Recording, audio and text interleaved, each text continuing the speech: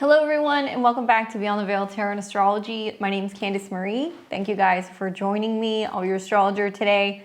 Happy Tuesday. I hope you guys are doing well. Back at it with a long-awaited video. I've got my preview of the solar eclipse in Aquarius that's going to be taking place on February 17th, 2026. If you guys like my content, you want to see more of it, make sure you guys subscribe to the channel, click that bell button below so you get alerts for more of my videos. I'm here on Tuesdays, Thursdays, Fridays, and Sundays, trying to make sense of what's going on in the cosmos. Oh boy, I've done a lot on this so far, and to be honest with you guys, I feel like I could almost do this video like blindfolded and with like no notes or anything because I've been looking at this eclipse for quite some time. I did cover it in my February horoscopes, so make sure you guys check that out. I'll also be talking about how this is impacting the 12 rising signs, so make sure you guys stay tuned for that. And I also talked about it in my 2026 preview. So now that we are post full moon in Leo, we are in the eclipse portal that everybody talks about, and we are feeling the effects of this kicking off as of this video. Now, I'm excited to be back. We're gonna peel kind of all the illusions away, tap into some of the undercurrents of this particular eclipse, and hopefully kind of get into rhythm with what the future holds. So if you guys are new around here, like I said, please subscribe to the channel, give me a thumbs up, like this video, share it on your socials with other astro-minded people, and drop me a comment. Leave me your rising sign below. Let me know how you're feeling with this up and coming eclipse. What's happening in your chart? Are you a fixed sign that's got planets in the late degrees? Are you feeling some of the squares? It's always helpful to kind of hear from other people who are a part of kind of like our soul squad. I think that's really what the North Node in Aquarius is all about. And it kind of keeps the vibes flowing. So thank you guys for your support. As a natal North Node in Aquarius person myself, I am so ready for this. I am so excited to see this cycle coming in because I think it's going to bring some much needed change. But as you guys know, as we're dealing with eclipses, they are kind of wild cards, anything goes, and especially when we're dealing with a North Node eclipse.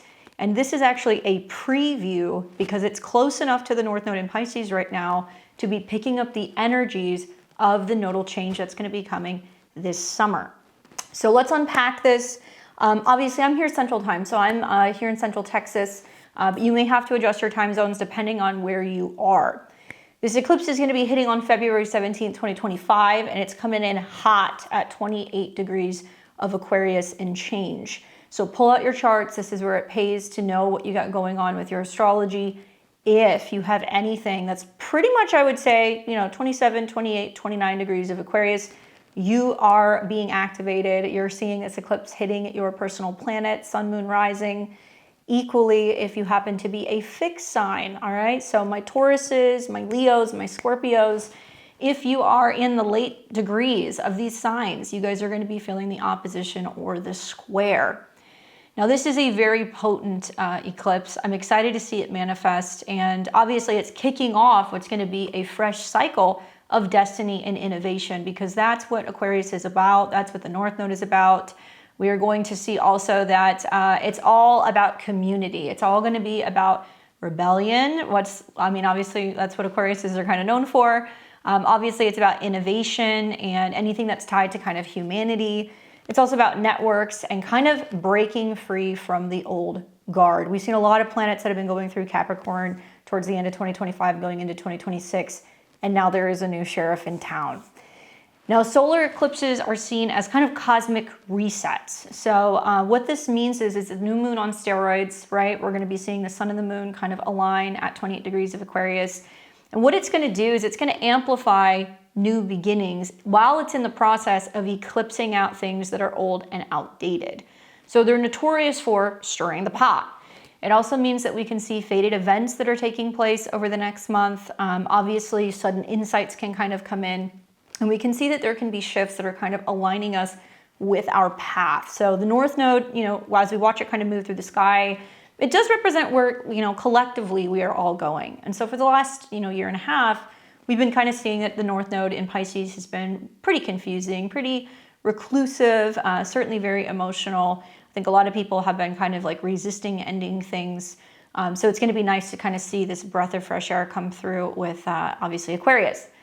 Anyway, why the North Node solar eclipse is so key? Well, astrologically, the North Node is really kind of pointing to growth, right? And at least in Western astrology, you're going to hear a lot of astrologers go, well, this is our purpose, this is our dharma, this is our destiny. But the truth is that this represents something that we are stepping into that is completely foreign to us. We have not been here in about 19 years. That was the last time we started seeing North Nodal eclipse that we're going through Aquarius. And really it's about this collective evolution. So it's about everybody kind of leveling up together. Now it's the dragon's head in Vedic astrology, so we see this as it's hungry for progress. But spiritually speaking, it's kind of like a portal that we can actually see for soul upgrades, for downloads. And it can also be a time that's really kind of pulling us towards humanity's higher purpose. Unlike the South Node eclipses that release the past, this one is actually about embracing the future. So it can feel a little chaotic. Certainly there are some chaotic aspects to this eclipse. I mean, eclipses just in general do represent kind of major kind of plot twists and turning points. But I think that it's really notorious in the sign for having kind of breakthroughs for where we are all going. So Aquarius deals with science, it's going to deal with technology, it's going to be connected to social movements, obviously group dynamics, and this is really urging us to innovate and kind of connect in new unconventional ways. Now, this is a total solar eclipse, all right? So a lot of people have always asked me, do you see eclipses as omens? And I'm always quick to tell them, well, let's talk about how the ancients kind of saw astrological events as this. Ancient astrologers thought so, especially in ancient Mesopotamian astrology. They saw this as signs from the gods, and often it was bad news for kings. This predicted the downfall or upheaval, and obviously they were really big about rituals that would kind of ward off any negativity, famine, illness that they kind of thought would come from a solar eclipse. The Babylonians saw solar eclipses as threats to rulers, and it would obviously kind of trigger what may potentially be considered a substitute king. So ceremonies would be used to kind of divert fate, but we all know that that's easier said than done. The Greeks saw it as, war stoppers or divine warnings. Hindus saw them as periods of ill omens, and they would chant, kind of like mantras against evil during that time. So we can say that across various cultures, they did signal some kind of apocalyptic event, but obviously we're still here. I do think it also does talk a little bit about, especially in Greek and Roman texts, where they're like, well, these are symbols or omens that, we are displeasing the gods. So we have to do something to kind of get on, their good side again. Maybe it means that, if we look at the Chinese kind of perspective of these solar eclipses, the dragon kind of consuming the sun. I think it's really about kind of flushing out anything that is not meant to be. And it can be kind of difficult when you're dealing with the North Node because it can deal with things that are foreign. It could be dealing with things that are kind of smoky or unclear or confusing, or things that are so futuristic or so out there, especially in Aquarius, that we can't really make sense of it all. So it's going to take time for some of this stuff to kind of unfold. But I do think that it's really a good time to kind of cosmically be paying attention, because some of the things that are kind of picking up from this nodal eclipse is actually foreshadowing what will be happening down the road. So we actually won't see the North Node change signs into the summer, but you will see some activations that are going to be kind of happening this year that's going to bring up some of the themes of this eclipse, and I'll take you guys through those. Now, this particular eclipse ties to Saros cycle 121. So this is a series of eclipses that repeats basically every 18 years or so. And it carries very familiar themes. So obviously visionary ideas, right? Meeting or clashing with reality is definitely a theme. And it's also often around kind of group ideals or technology shifts. So roughly 18 or 19 years ago, we saw a similar kind of annual solar eclipse that hit on February 7th, 2008. I found myself recently kind of really reminiscing, and I think that that's just because I have that North Node Aquarius, and I've been like, man, I just really wish I still had my sidekick, or I wish that I still had my big book of CDs that I kept in my car, in high school. Ironically, 2008 was the year that I graduated. So I've been thinking a lot about just the culture and what was going on then, and what was going on in my life. And I'm kind of starting to see some things that are coming full circle. Now, if we think back to what happened in 2008, yeah, tech absolutely exploded. And, you know, some of you guys are on the younger side. I know I get a lot of comments from people who are kind of born in the late 90s or the early 2000s. But back then the world was very different. When I was just graduating, a lot of things were really changing, and we were starting to see culturally, there was a lot of shifts. So number one, this is a time where Facebook absolutely exploded. If you guys have seen the story of Facebook, you know that it kind of started predominantly as this very kind of close-knit group with kind of like elite college students, and then it started just kind of growing like wildfire. And materialized into something that just anybody and everybody could get. And I remember being a senior in high school and being like, what's Facebook? What's that? I also remember that this was when iPhone was coming out. And like I said, I wish I had kept my sidekick, but I kind of switched from, it seemed like everybody had a sidekick or everybody had like a BlackBerry. And then suddenly iPhones came out, and it was like absolutely mind-blowing. This totally revolutionized networks, because then we had apps, we could get on messengers, we could get on social media, which was all just starting to develop as this connection through the iPhone became more prominent. And so it really reshaped culture, it reshaped media. We also saw back in 2008, 2009, LHC preps at CERN promised that there was going to be major particle breakthroughs. We were starting to hear about CERN, the developments and the things that they were going on there. As far as the internet goes, Web 2.0 era started, and we saw a lot of user-generated content that started happening everywhere. Culturally, I remember being 18, 19 years old. It was in the midst of, you know, Obama running for president. So the primaries were kind of heating up. Obviously, a lot of people were kind of moved by seeing this kind of change with where America was going with a new potential presidential candidate that was very different. He was younger, obviously he was African American. And this really, for a lot of people, they saw it as something that really symbolized hope and change. We also saw that there was a massive writer's strike that just absolutely shook up Hollywood. And I think a lot of that was just kind of connected to Aquarius, and that Aquarius can be about groups. It can also be about, people who are associated with unions and people kind of banding together. While economically, it was a shit show. We saw that, the markets were very volatile. There was this foreshadowing that was going on in 2008 of eventually just major financial fallout, all the bad mortgage-backed loans, and the 2008 crash. It has been speculated, and many astrologers have talked about this, and economists as well, that the North Node Aquarius is pretty notorious for seeing some bottoming out of the markets. So we do see a lot of volatility. North Node Aquarius eclipses can be foreshadowing that there are stock bottoms that are coming, but we can also see that there are cycles that dip pretty significantly, and then there is a pretty dramatic rebound. And I think we will see some of that stuff that's kind of going on this summer. That ties to the more kind of disruptive energy, obviously, of Aquarius. And it's about, market resets, especially with some of the ties to Uranus in Taurus. So I'm expecting echoes of this, right? And eclipses, we don't have to wait until the event happens. We can start to see it now. We can also see it unfold more over the summer. And ultimately, it's going to take about 2 years to see the full effects of this particular transit. I do think that, social media upheavals are likely. We're going to see some absolutely insane technology, especially how it's being kind of infused into the banking systems. We're going to see a lot of crypto volatility across the board, and obviously a continuation, I think, of like culture wars. Now, I want to read to you guys the Sabian symbol for this. It is 28 degrees and change, so we're going to be rounding up. We're going to be reading Aquarius 29, that kind of notorious anaretic degree, a Saturn degree.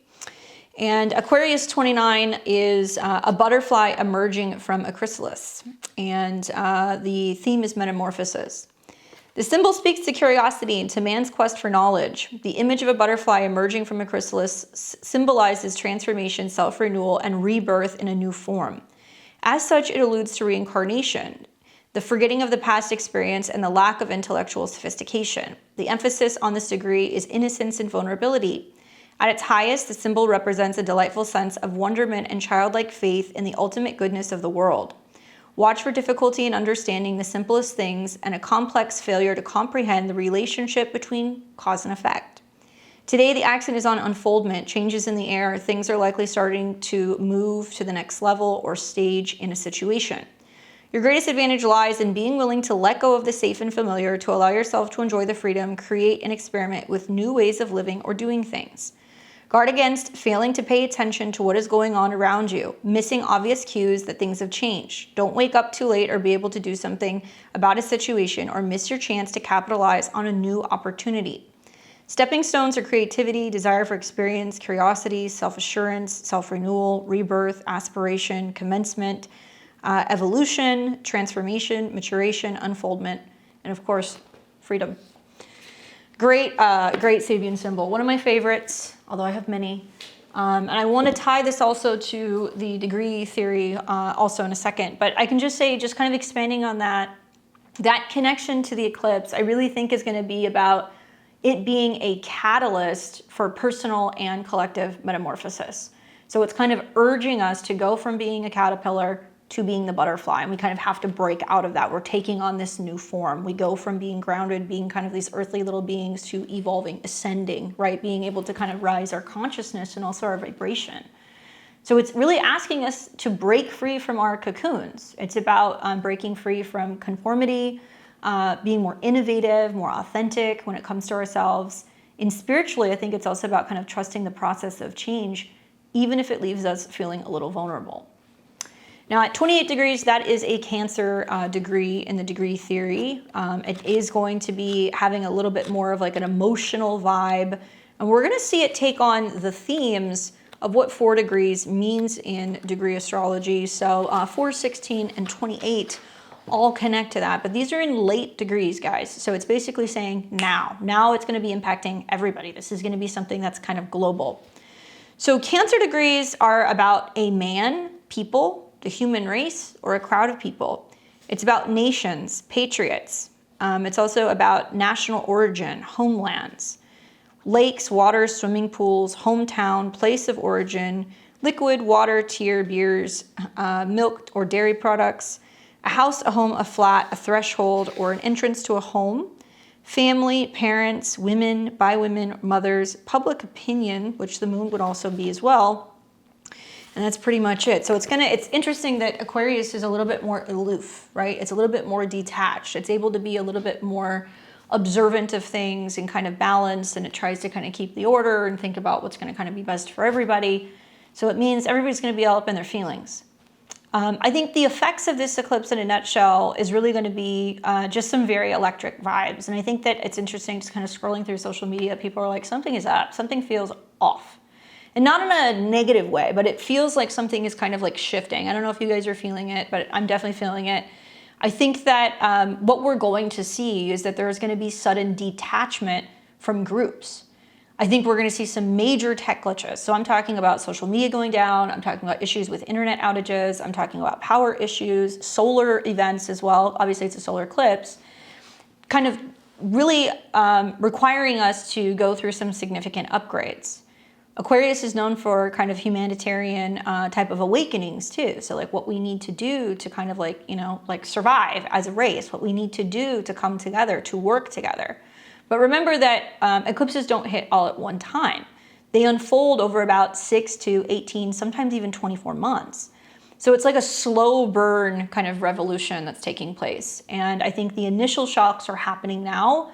But really a solar eclipse is about planting those seeds that will bloom into some major, major, major life shifts and shifts for the collective.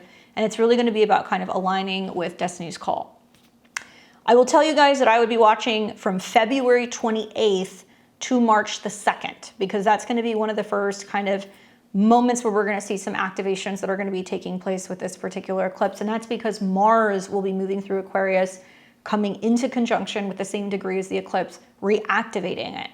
At the same time, it's going to be coming into a square with Uranus and Taurus. At the time, Mars is going to be the dispositor of both Saturn and Neptune and Aries.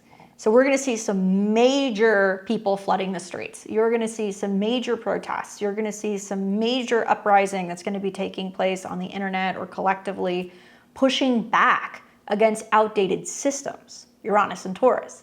Pushing back against banking systems, pushing back also against outdated values, There's probably going to be some environmental stuff that's going to be coming up. You're probably also going to hear that there is going to be some major shifts revolving around the way that we look at farming, what we're eating, what we're buying, what we deem valuable.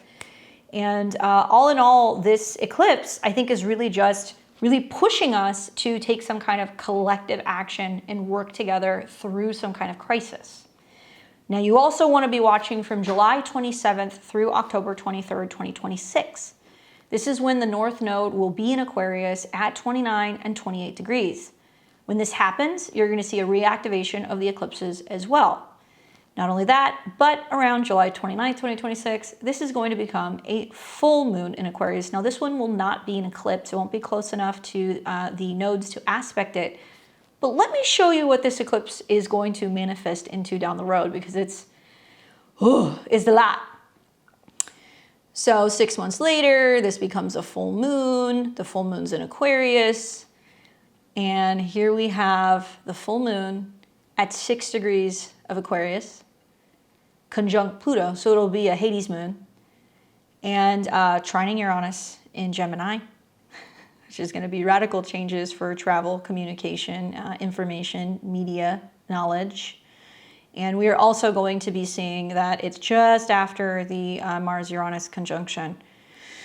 Oh, astrology, you never cease to amaze me. It would have to be the day, the luckiest day of the year, as the astrologers say, when the sun conjuncts Jupiter, especially in Leo. That's one of the luckier ones, right? That we have the completion cycle of a solar eclipse in Aquarius, where we've got the luck with sun conjunct Jupiter, and we've got the, well, I guess I should say not just the luck, the light, right? Sun, Jupiter in Leo, the light, and then we've got the dark side. Pluto in Aquarius and the moon conjunct that. Oh, I feel like we kind of got screwed with the last Sun-Jupiter conjunction too in Cancer. I think it was square Saturn, if I remember correctly. So I just feel like we just can't catch a break. But it takes a little bit of a light to illuminate the dark. And this is when I think the reality that we are actually in some kind of spiritual warfare is going to really start to kind of like go mainstream, right? So get your tinfoil hats ready. The fact that that's also going to be conjunct America's natal moon means that we're going to be key players in some of the things that are kind of going on. Obviously, the sun conjunct Jupiter can be really positive for leaders, ironically, because the solar eclipse wasn't so positive for that. We're going to be seeing some trines to Neptune, which can actually be great for kind of feeling guided by faith or feeling a little bit more brave or dynamic, independent, capable, and aligned with a vision. We also see a slight trine, although it's a bit wide, to Saturn in Aries. So there's a lot of support kind of going on with some of these planets. However, it's still going to be the Moon-Pluto conjunction, and it'll still be the completion cycle of this particular solar eclipse. So we'll get into it, but I always like to show you guys what the new moon does and then what the full moon does. And then when I do the full moon videos, I go back and I look at the new moon. Things are going to be quite different come summer of this year. We're going to see new leaders. We're going to see major, I think, collective fallout, particularly with the moon conjunct Pluto. I think about that in America's chart, at least if you're looking at the Sibley chart, in the 3rd house. So lots of exposure, masks coming off, things being kind of exposed in regards to political crime, corruption, abuse, anything that's kind of Hades territory, right? Unsavory things. So we'll come back to this, obviously, down the road. And I will probably reference this video and talk to you guys about how I was like, everything's going to change. But focusing more on the February 17th solar eclipse, I think that, personally, this represents, you have to look at where Aquarius is in your chart and maybe think back to what happened 9 years ago when there was, eclipses that were going on in Aquarius and Leo. Go back 18, 19 years ago. Think about what was happening in your life when the North Node eclipses were in Aquarius. But this is generally about rethinking your tribe. And I've said for a very long time that as we get into later 2020s, into early 2030s, really value and power is going to be more so about who you surround yourself with and who you're associated with. So naturally, you're going to start to see as we're going through some of these transits that there's going to be a lot of changes with online groups. There's going to be a lot of changes socially. We're going to see also a lot of people who are going to be moving away and distancing themselves, who are kind of like in the spotlight for some not so great reasons. We're also going to see all these new kind of like networks and things that are going to be popping up. What I like about the North Node Aquarius is that it's really teaching us that we can chase wild dreams, right? We can hope, we can dream, we can set intentions, we can try to kind of be one with the universe. And it also can be about embracing our quirks and being different. Worldly, I think it's a little bit of a different theme, because we are going to see quite a bit of social unrest. That is going to happen. I think we're also going to see lots of tabletop discussions and things about where we're going collectively in the future. And there's going to be a lot of ethical kind of conversations about money, ethical conversations about food and farming, also things that are kind of tied to the internet and connection. Also, it's going to be about, I think, ethics revolving around technology and revolving around AI. Like I said, we will see some major network disruptions. It will happen. Maybe not on the day of the eclipse, but that will definitely happen. And Aquarius deals with like the airwaves. It deals with like frequencies. So I think that the frequency of the collective is kind of waking up, and it's also starting to kind of have some of these major impacts and effects on what people are eating, what people are buying, their value systems changing, and like starting to see certain systems that are getting disrupted. Now, cyber events, 100%. Even if it's not something that happens right around the eclipse, you may see that more around the full moon. That's going to be happening over the summer. But the positive is that this will push us in the direction of having more cultural shifts towards accepting people the way that they are, not wanting to be divisive, not wanting to be separate, wanting to be together, and kind of seeing ourselves kind of like, hand in hand, trying to actually usher in the future in a more positive, kind of accepting manner. We're going to see leaps in science, perhaps when it comes to space and space travel. Certainly Mars is there, so it can be about rockets and going to Mars and all that stuff. And also renewable materials, renewable energy, nuclear energy, I think is going to be something that's going to be a big theme with Pluto and Aquarius. And with that North Node pole, you're going to see that it's kind of destiny driven. So really, we're going to feel like there's fated meetings and networks and connections and collective movements that we're going to be wanting to kind of get a part of.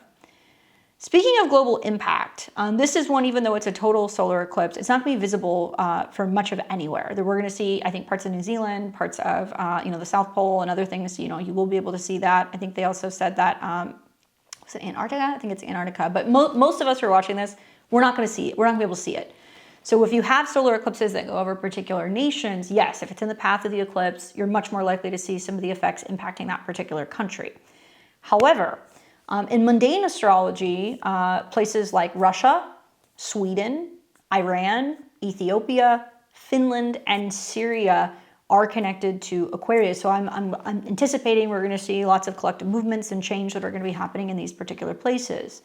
So can we expect upheavals? Yeah, sure. We can also see that there can also be innovations that can be happening, particularly kind of connected to technology. So I think of what's going on with CERN. I think about what's going to be happening with Iran. Are we going to be hearing some major changes involving relations with Russia? I also think that there could be, major changes to their tech sectors. There could be new social policies that are rolling out in these places, humanitarian efforts, and nations with really strong Aquarius in their chart, like Russia would be one of them, or Japan, I think would be another one. We're going to see a lot of themes that are kind of going on. That they're going to be similar. They're different countries, but you're going to see a lot of similar kind of policies. So, for example, with Russia having Aquarius rising, I think it might mean that they're really focusing on, strengthening their visibility, getting more recognition, maybe talking more about creating global alliances. We may also see for Japan that it's going to be more about kind of forward-thinking vibes that are aligning with Aquarius energy. We might see amplified effects basically going on there. Even places like the United States, with its Aquarius moon in the Sibley chart, could feel major collective awakenings around freedom and networks. Certainly that full moon that's going to happen in July will be one. And then down the road, I think in the next 2 years, we're going to see a solar eclipse around that same 6 degrees.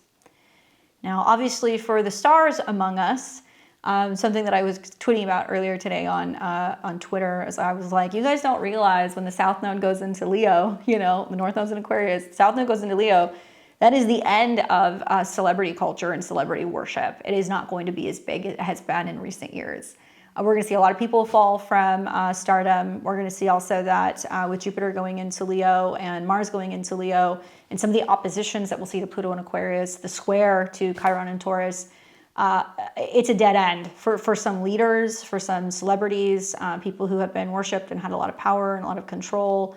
Ironically, Jupiter deals with like rituals, and I think there's going to be a lot of exposure going on over this next year about the people that we have worshipped or we've looked up to since we were kids, or actors, actresses, politicians, leaders of some kind, that could be Leo as well, that there's about to be a huge shakeout for some of these people. And so with some of the oppositions to Pluto, it's going to represent where collectively people are rebelling against that. They're saying we don't want to worship these false, kind of gods or people. We want to focus more on humanity and like what the common day person is going through. We're also going to see that it's going to be more about groups. And I've kind of jokingly said on my channel, I'm like, please bring back the boy bands. That would be great instead of seeing all these like solo artists. But I was looking at some charts. I was kind of going through astro.com and I was like, okay, who's got planets or angles or things within this kind of 27, 28, 29 degrees of Aquarius? Paris Hilton is one of them, which is interesting because she just kind of came out with her movie recently. Michael Jordan is another one, Dr. Dre, John Travolta, Molly Ringwald. These are people that are probably going to start kind of, peaking in the news here over the next couple of months.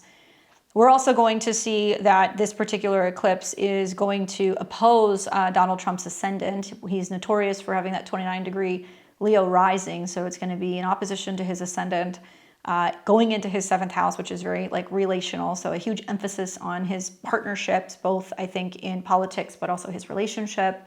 We're also going to be hearing, I think, a lot, because it will be opposing his Mars, where he's getting kind of triggered and he's tapping into this kind of fight or flight mentality when he's facing opposition. So I do think we will see that. We're also going to see that Kamala Harris's chart gets lit up a little bit. Her MC is at 2 degrees of Pisces, but her Saturn is actually at 28 degrees of Aquarius. So I think she's also about to kind of make headlines again. So it may be kind of, bringing up things regarding her duties, or, she may be kind of shifting directions and where she's kind of going with some of her purpose, whatever that may be. But I think conjunct the MC is definitely going to kind of put her in the spotlight a bit. I'm sure there's more, but those are just the ones that I just kind of noticed off the bat. If you're working with Aquarius energy, obviously this is fixed air, so traditionally ruled by Saturn. Modern day ruler is Uranus. So one thing I would say is generally don't recommend doing rituals on eclipses, okay? Because we don't know what we're going to get with that energy. We want to generally spend this time, calling in the light, bringing in clarity, trying to kind of raise the vibration. Me personally, I don't tell people what to do, but on eclipses, I always fast. It's just something I do. I don't do readings on eclipses. I don't make any big decisions. I don't get surgeries. I'm on a plane because I'm waiting for the energies to kind of settle. So this is not your stereotypical new moon. And honestly, a lot of the intentions that you set under this solar eclipse is probably not going to go the way that you think it's going to go, just due to the nature of some of the aspects that are in this chart. So the first thing that I would say is you want to at least wait about a day until the moon is moving into Pisces, starting to kind of come into conjunction with Venus and the North Node and trining Jupiter. So the 18th, the 19th of February is when I personally will be setting my intentions, and I would recommend that you guys do the same thing. So try to skip that because that energy is a little too wild. Focus on the post-eclipse to set your intentions. You can work with anything that's air related, right? So Aquarius loves charms. It loves anything that's connected, obviously, to like tin or like aluminum. You can also, write your intentions down and put a crystal on it. You guys can burn incense. You can also do group or kind of community related things. You're setting group intentions if you're wanting to do that with friends. And I would be working with like amethyst to really amplify clarity and intuition. I would be using, anything that's going to be bringing clarity, because clarity is going to be kind of hard to find. This is also, I think, really good to work with garnet, because garnet can be really good for kind of grounding some of the more kind of chaotic energies that can be coming up. Dark stones can be wonderful too, so like your onyx, your tourmaline, that kind of stuff. And for rituals, I would wait until the day after and just really focus on talking about where it is you want to go, right? Writing about where you want to go, talking to friends and community about the future, maybe creating a vision board that's going to be about, what it is that you're manifesting over the next 2 years in the Aquarius area of your chart. Herbal baths can be really wonderful because of that square to Uranus, working with herbs to kind of ground the energy as well. So I would recommend lavender just for kind of being in sync with, our intuition. Eucalyptus can be really good also for just kind of keeping the energy really clear and like helping soothe some of the nervousness that comes up from the eclipse. And obviously just infuse your intentions with anything that's connected to innovation and moving into the future. Now, you guys know the rules with new and full moons, and this applies to eclipses as well. Aspects are going to dictate and determine everything. So we already know the end game of this eclipse, right? We know that in July of this year, we've got that Hades moon where it's going to be like, yes, you know, we're expelling the dark and there's all this drama coming up and it's kind of ugly and it's scary, but it can be very positive with that Sun-Jupiter opposition for certain people. It can represent that certain people who have abstained from being a part or associated or kind of connected to certain Plutonian tribes will actually rise to fame. They'll rise to power. They're going to get recognition for not kind of selling their soul to the dark side. So when we look at a solar eclipse or any other kind of lunation, my first area of focus is going to be on the ruler of that particular eclipse. And so this is where I have to kind of put on my thinking cap and really kind of dissect the chart and kind of delineate this and explain it to you guys. And I mean, I've been practicing astrology professionally 13 years, 14 years. I mean, I'm 36 years old now. I've been studying astrology since I was about 12. This is probably top 3 astrological events that I personally have seen and I've gone, I don't know what's going to happen. And I've learned that when you're dealing with Uranus energy or when you're dealing with Aquarius energy, that it's not smart to say this and this and this will happen because we don't know. We're not actually going to see the full totality of some of these events for about another 2.5 years. But this is, I can't say this enough, very rare and unusual astrology. It's mind-boggling, even for me. Obviously, the modern day ruler is Uranus, right? So we're looking at Uranus in Taurus. As of February 17th, it's direct, and we have been seeing through late January into early February this massive stellium in Aquarius that was coming into a superior square with Uranus, and Uranus was waking up. So it was pushing on Uranus, and it was kind of saying, hey, we suddenly need to make a change with Taurus things. Banks, bonds, food, resources, stability, values. And Venus was going through that square as well, and Mercury was going through that square as well. And so as you guys are watching this in early February, we're feeling all of that stuff that's kind of ganging up this week. So it's the precursor or like the prelude, I think, to sounding the alarm for what's about to start happening when it comes to the global financial system.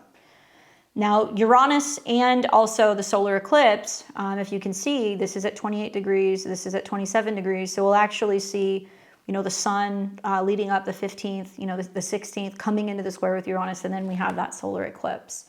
So when you're dealing with decans in astrology are going to give you a little bit more clarity about exactly what is going to transpire. And we know that it's in a square, right? So it's in a closing square. By the time the sun's coming into conjunction with Uranus later this year, it will already be in Gemini. So this is the last square that we're going to be seeing to Uranus and Taurus. So it's kind of the finale of, okay, which direction are things going to kind of fall with the banking system? Third decan is always about what's going on globally. So it's when everything becomes initiated, first decan, integrated, second decan, and then we start to see it really fully bloom and manifest out in the world, third decan. So the solar eclipse is in the third decan at 28 degrees. Obviously, this is a Aquarius degree that's co-ruled in the triplicity system by Venus. So it's a little softer. I think that's the positive thing. There is more of a relational edge to this. It can also be a little bit more relational in comparison to Aquarius's kind of typical need for independence. And what this decan really emphasizes is creativity. It's going to be about empathy. It's about love, beauty, justice, human connection. So I'm looking forward to that. We could see a major renaissance kind of going on with art and kind of collective communities. But it still retains some of the signs more rebellious and kind of innovative spirit. It's not going to be like all peace and love. I do think that, you know, people who have these placements or the people who are going to get highlighted, you know, these are people in the late degrees of Aquarius who are seen as dreamers. These are artists. These are people who are more poetic. They have more of an empathic soul, especially when it comes to values regarding love or harmony. They're known for being adventurous, a little erratic, a little spontaneous for sure. But there is like this genuine warmth that kind of draws people in. And they have a real gift for language as well as like literary pursuits with that connection to Venus. Compared to the other decans earlier in Aquarius, this is more people-oriented as well. So it can be a little bit more relaxed, a little bit more easygoing. There is still that quirky kind of side to it. It's still a little sharp and sometimes impersonal. But I think that these people have an acute sense of humor, and they can kind of use humor to diffuse tension. And they may find that, there is connections to this degree with the tarot. It is linked to the Seven of Swords, by the way. So it can be about needing to practice, being able to get an accurate gauge of who you can trust or what you can trust, or if there's some kind of deception that needs to be exposed, or if you want to be kind of associated with certain people or certain communities. It can also represent, getting a little bit more clever and having strategies when you're facing obstacles that require you to kind of be a little bit more adaptable. So overall, this decan really, I think, represents this sense of being more fixed when it comes to our convictions, but also like capable of deep and volatile, inspiration. Now, Uranus being the modern day ruler, also in the third decan, also in the square to the eclipse, is interesting too, because the third decan of Taurus deals with Saturn. So this adds structure. This is also about discipline. There can be like a touch of gravity to Taurus's more kind of stable nature in this decan. This influence of Saturn is about great builders, right? So long-standing buildings, long-standing banks, long-standing people who have made a lot of money in technology or social media or AI. I think that could be kind of part of it as well. We think of Uranus and Taurus. We've seen a lot of tech billionaires that have kind of come up in recent years with that transit. Anyway, it really is great because this is a decan that deals with loyalty. It's about being patient, hard-driven. And yes, we can be a little rigid when we see, planets in a square in the fixed signs. But I like that this is at least a degree that is about people being charming and kind of classy and having good manners, even though there is some stubbornness that can kind of happen. And obviously Uranus is very restless regardless of where it is. What I like about this is that it definitely is going to be testing, there's stress tests, there's security tests to certain financial systems. And so what we're probably going to find is that it's really tapping into, okay, is this necessarily deemed valuable any longer? Or are we moving in a direction where we're going to see currency devaluation? Are we going to be backing things by metal? Are we going to be backing things with crypto?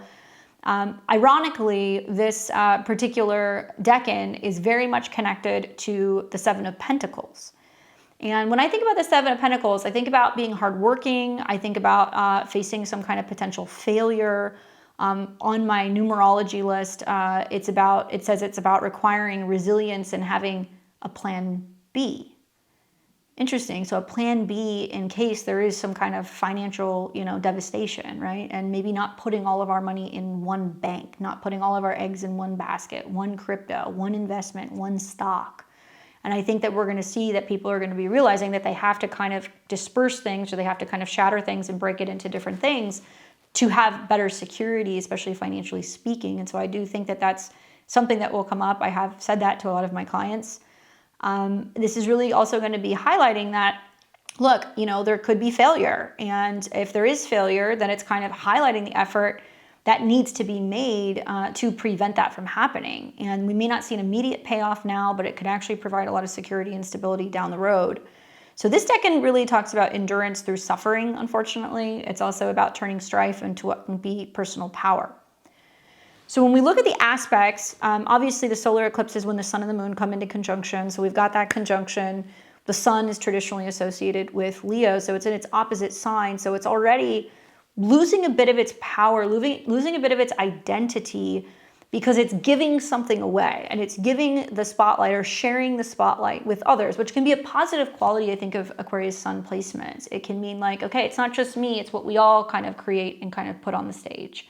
Aquarius is also the audience. So it can mean that through the collective response, the solar eclipse, the sun and the moon are coming together, and it's saying that people are having this wild kind of epiphany or realization or awareness that, it's not just about one person, it's about all of us. It's not about one party, one side, one philosophy, one group, one identity, it's everyone.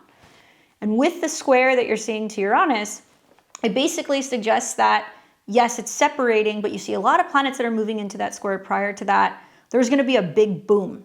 This is about unexpected twists in stability. Okay, so it's going to be well, do we go the stable and kind of traditional path? Do we move more into the future? Where is there clash? And where could this also potentially majorly kind of disrupt markets? So evolving technologies coming in that could destabilize markets, that could literally, change certain values of certain stocks or certain, products. We could also see that this could be a huge turning point where there could be major breakthroughs and a lot of wealth for people who are actually jumping on the bandwagon, getting invested in things that are going to be the future when it comes to, trade or even cryptocurrencies. I think that the other thing that's interesting is we do see like a semi-sextile that's kind of happening between the solar eclipse and Saturn and Neptune within about a degree and change. Small but important aspect to kind of mention, because this basically suggests that whatever is getting shaken out is about to just totally change the way that humanity is kind of looking at our purpose, our identity, our careers, right? Certainly Saturn deals with career, our leadership, our governments. And obviously this solar eclipse is happening a mere 72 hours, 3 days before Saturn and Neptune conjunct. That's what makes this so rare, right? And that conjunction in itself has not happened for thousands of years. It's been 6,000 years. We don't even have record of when it started. We just know that it evolved into humanity developing a written language, myth, lore, civilization, culture, agriculture, farming, becoming more nomadic. And there's a darker side to some of this stuff, guys. The darker side to this is that I do think that some of the things that may potentially start to unfold or be exposed can literally send certain individuals into a period of just utter disbelief. I have Saturn Neptune conjunct, not in Aries obviously, but I have it in Capricorn. And I found that several times throughout my life, especially when I've had transits to those degrees or squares to those degrees, I've been like, oh my God, everything I thought I knew was not real, it was fake, and then it made me grow stronger in my practice and my faith and other things. But I've been looking at this chart going, yeah, there's some stuff that's going to come up that's going to absolutely just make some people catatonic. They're just going to be like, what do you mean about religion? What do you mean about politics? What do you mean about money? That's not possible. How is that possible? That's not what I've been told. And it's going to be difficult for some people to kind of digest and accept the reality of where we are going. I also think that just the connection of the co-rulership with Saturn in its own right, forget the square to Uranus, just the Saturn-Neptune conjunction itself, that's also the dispositor, right? Mars is also in Aquarius, which will also down the road in February start coming into a square going into March with Uranus and Taurus. And that'll be that reactivation that I was telling you guys that's going to come. So any which way you slice it, this is very, very rare. It's very unusual. I think other aspects of the Saturn-Neptune conjunction can also kind of talk about where people are starting to question time. They're starting to question reality. That's part of Saturn and Neptune. There is something that is distorted, or people are feeling like they just can't understand or comprehend some of the things that are starting to take place. Certainly every sign has higher and lower octaves. And so, on one hand, the Saturn-Neptune can be about this total shift with frequency and humanity waking up, really waking up, fast. Because Pisces is kind of slowly, and then Aries is suddenly all at once. And what you guys are going to feel from this eclipse all the way through April is there is going to be a cascade of events that are going to start happening. I think a lot of it's also going to be connected to disclosure. It could be disclosure about what's really going on with politics, who is really running the world, what countries or what kind of cabinets or organizations are kind of dictating and determining what's going to happen with everyone. Saturn wants to bring structure. Neptune wants to dissolve structure. So on one hand, some of us are trying to get really, really strong with our faith. We're trying to get strong with our religious or spiritual practices. We're trying to think more independently. We're trying to be a little bit more sensible. We're trying to practice discernment. I hope you guys are doing those things because you're going to need to do it. And then on the other hand, we also see people that are still in victim mentality. And so I have been so excited to get to this point in time because I feel like that's over with. That's done. Yes, you're going to see a Mercury retrograde in Pisces into February, into March. Yes, the North Node is going to be there until, the summer. But this is where things really start to kind of get real. And the victim mentality is not going to work anymore. Nobody's coming to save us. Saturn, Neptune, and Aries. We have to be willing to face problems head on. Certainly Saturn and Neptune has kind of taught me that, we have to go through periods of isolation. We have to go through periods of feeling down. We have to kind of feel separate. We have to also find a way to cultivate and bring in some kind of faith throughout that period. And so I think that, Saturn and Neptune being in Aries is so interesting because Saturn is notoriously cold. Aries obviously is a fire sign. It's cardinal. It wants to start something. And as you guys are watching this in early February, Neptune is already in Aries. And so the one thing I've been feeling, and I've been hearing it from other clients, is they're just kind of like, I don't know what's going to happen. I don't know where I'm going. And I'm just like, that's okay. We don't need to know yet. We just kind of have to have faith that, you know, like we're coming up with a plan. We just kind of have to believe in ourselves, not in a higher power or in the universe or anything else, because Aries is really about it starting with our consciousness. It's starting with our bodies. And we're going to instinctually start feeling like we're going to take action once Saturn and Neptune come together. So what you'll see a few days later on the 20th is then the Saturn-Neptune conjunction happens. Okay, so something between the eclipse and the 20th of February, the moon's going to swing through there. We're going to see some very big events. I have thought for some time, personally, this is just my opinion, that there is definitely, the powers that be know that time is running out. That's why you hear all this stuff about 2030. That's why you hear all this stuff about making changes with, you know, what's going on with globalism and what's happening with borders and what's happening also with faith and religion. I also think that we may see some events that may cause significant flooding, right? Or fires or some kind of major like geological event that can disrupt things to a point where certain countries or certain continents are going through so much crisis that there is going to be a change or a rearranging or reworking of borders. And we'll have mass people that are going to be, you know, kind of either evacuating or they're going to be going to other places.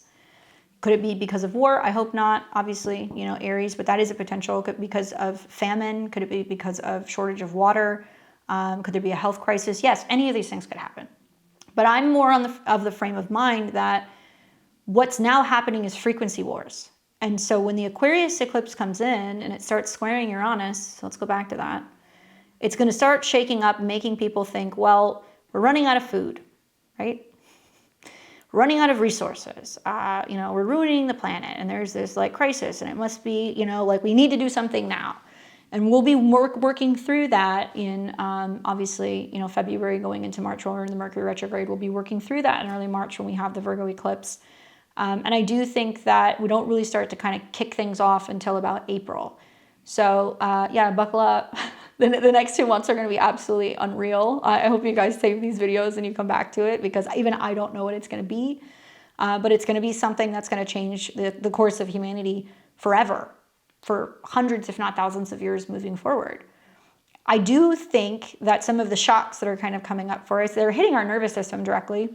So I want to kind of speak to that because I have found with Uranus and Taurus, you know, grounding mats, crystal gritting, Bach essences, aromatherapy, rolfing, massage, all these are things that I've kind of used over the last several years. Somatic workouts or exercises are also really great. Anything that's working with the nervous system, trying to ease and kind of move things out, organic foods, you know, working with herbalists, all these things are really great, but the nervous system gets really shocked here. And I'm wondering if it's going to be that there's going to be some kind of potential, you know, scare events or kind of terror campaigns that are going on that's scaring people to think like, oh my God, you're not going to have food, you're not going to have money, you're not going to have this, you're not going to have that. Very reminiscent of what happened in 2020. You know, I think 2020 was a test. That's what I think, to see who was going to comply. And we know that Aries is the sheep, right? Or the ram, depending on how you look at it, but it's a sheep.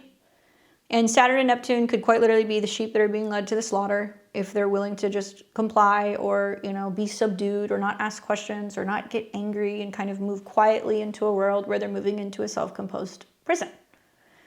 Or they could recognize and realize that we live in a matrix and that things aren't real and that we are now being programmed to be afraid, to be scared. We are being programmed, we're being told that it's not safe out there, that it's a hard world out there, that, you know, people are going to be fighting us and being combative, and that, you know, we should just go along with the program. And I really feel like the one thing I love about Aquarius is that it really does embody that kind of not just resilient, but also just rebellious side of humans that are like, no, we're not going to do that. Nope. Mm-mm. And so this is the beauty of the eclipse, is that it's definitely flushing out anything that's not going to be good for us to eat, buy, consume, invest in. And it may potentially be an emperor has no clothes moment with Saturn and Neptune in Aries. With Mars coming into the square shortly after, I think it's going to get real interesting. I've also been kind of looking at that, you know, the silver lining of this, because there is a silver lining, is that we do see Mercury in a trine with Jupiter. Now, Jupiter's retrograde. Obviously, Mercury's not in a sign it behaves well in because it's more emotional and sensitive and kind of intuitive. But Mercury certainly could be communications. It could be things that involve media. It could be news. It could be education, commerce, trade. And it's getting ready to go retrograde right around the time of the eclipse. It'll retrograde later in February. And it's ruled by Jupiter, and it's trining Jupiter.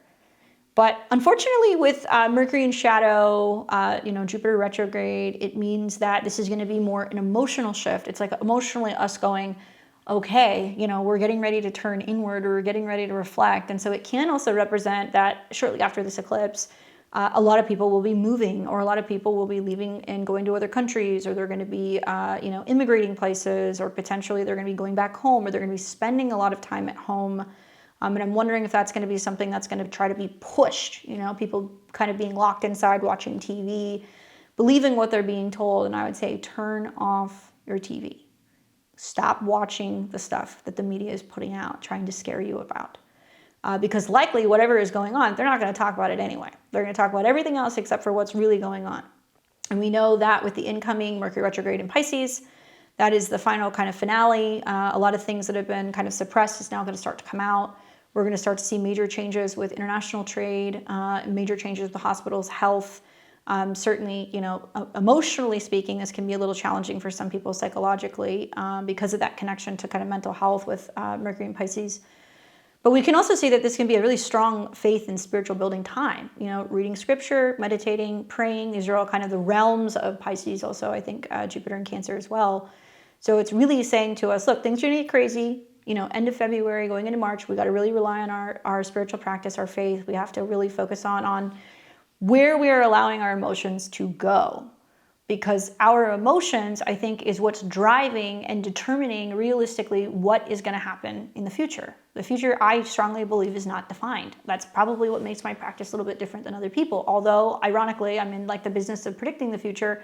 I'm always quick to tell people, this is what is likely to happen. But, the stars impel, they do not compel. So we still have free will. So I look at a solar eclipse in Aquarius that's squaring Uranus. It says, the jury's still out. Humanity still has a chance to decide. We can make some major changes with our values. We can make some changes and kind of hopefully get more in touch with the moral high ground with Mercury trine Jupiter and see this as a really dramatic turning point. I think that with that connection with the Saturn and Neptune, dreams and structure, that's going to be a biggie. Even that one is slightly sextiling Uranus in Taurus. We're going to see it go into Gemini here in the spring. So it's a double whammy when it comes to boundaries, when it comes to ideals, when it comes to shocks to the system. And it's just very, very, very unusual. It's almost like cosmic fireworks. I mean, like I said, I've been looking at this eclipse for probably the last year or two. And I just think with that Saturn-Neptune being about limits and dissolution and new realities, and then it's at the 0 degrees Aries point, that in itself is a once in a 36-year cycle, but it's the most potent degree of the zodiac. It's starting fresh. So with that connection to Mars at 19 degrees, it's really kind of screaming, it's about our relationships to networks. It's about who we know, who we're connecting with. Now, the positive side means that we can actually make a change for the future if we're aligning, we're working together, and we're seeing ourselves as, one and the same, regardless of color, background, identity, gender, all that stuff. That stuff is not what we're focusing on anymore, because now Saturn and Neptune is going into Aries. It means that people who are deciding to be alone or wanting to really focus on one particular niche or wanting to be more focused on their own identity are going to get lost. If you are waking up and realizing that you have a dream or something you want to do, you have to align yourselves with the people in order to kind of make those things happen. So, traditional, kind of crumbles and radical reinvention, I think, is what we're going to be seeing.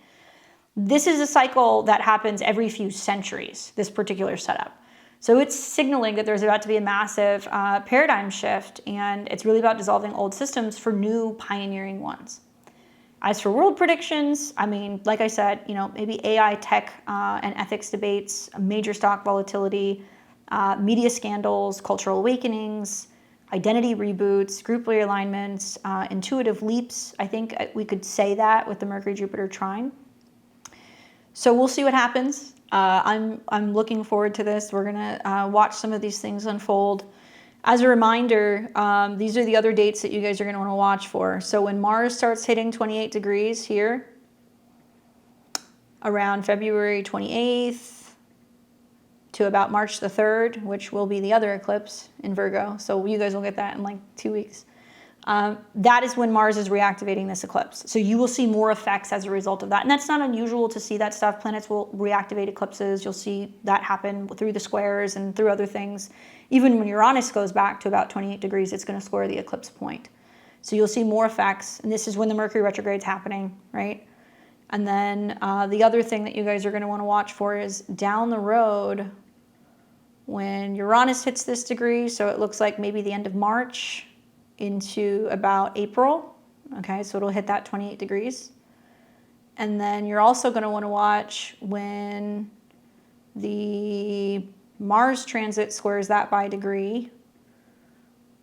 So when Mars in Taurus is hovering around 28 degrees, so that'll be about June 26th through June 29th, you'll see more effects of it. And it's going to be more the conclusion of what's been changing with the banking and the financial system. And I thought for some time, I mean, it's obvious that there's a major, debasement that's been going on for some time with the US dollar. I think there is a potential that there's either going to be a segue to what's going to be a digital currency, or there is going to be this focus on actually returning back to backing currency by something that's solid and valuable and tangible, right? So it could be metals, right? It could be other things. And then when the North Node hits 29 degrees of Aquarius and the South Node hits 29 degrees of Leo, that's when we're also going to start to see this kick off. So that's going to happen like right around July 27th. And you'll see that until, I think, maybe like about until October. I gave you guys the dates. But that's when it's activating the eclipse again. And so, like I said, right around the time that the moon's coming in and it's making that full moon is going to be something else, especially in America's chart. My goodness. All right, let's give the 12 signs their predictions. Let's talk about that and see what it looks like for you guys. Remember, this is an eclipse that's happening at the late degrees. So when I show you guys my presentation of the predictions for the 12 rising signs, I'm using whole Western astrology. So I use the whole sign system to show it to you. And oftentimes it's because not everybody knows the exact degree when they were born. So I would encourage you guys to listen to your rising sign, because that's going to tell you what's going to happen, right?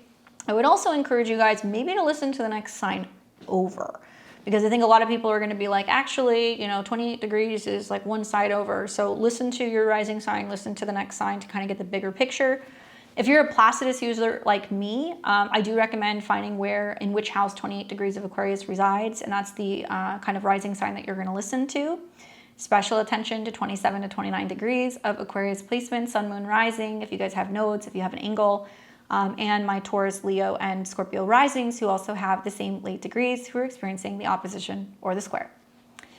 All right, so let's take a look at this. I'm actually going to bring it back a couple hours because I'm OCD and I don't want to see the moon go into Pisces if I'm talking about an eclipse that's going to be in Aquarius. So we're going to start first with my Aries and my Aries risings. So let's get that up for you guys. And here we go. All right.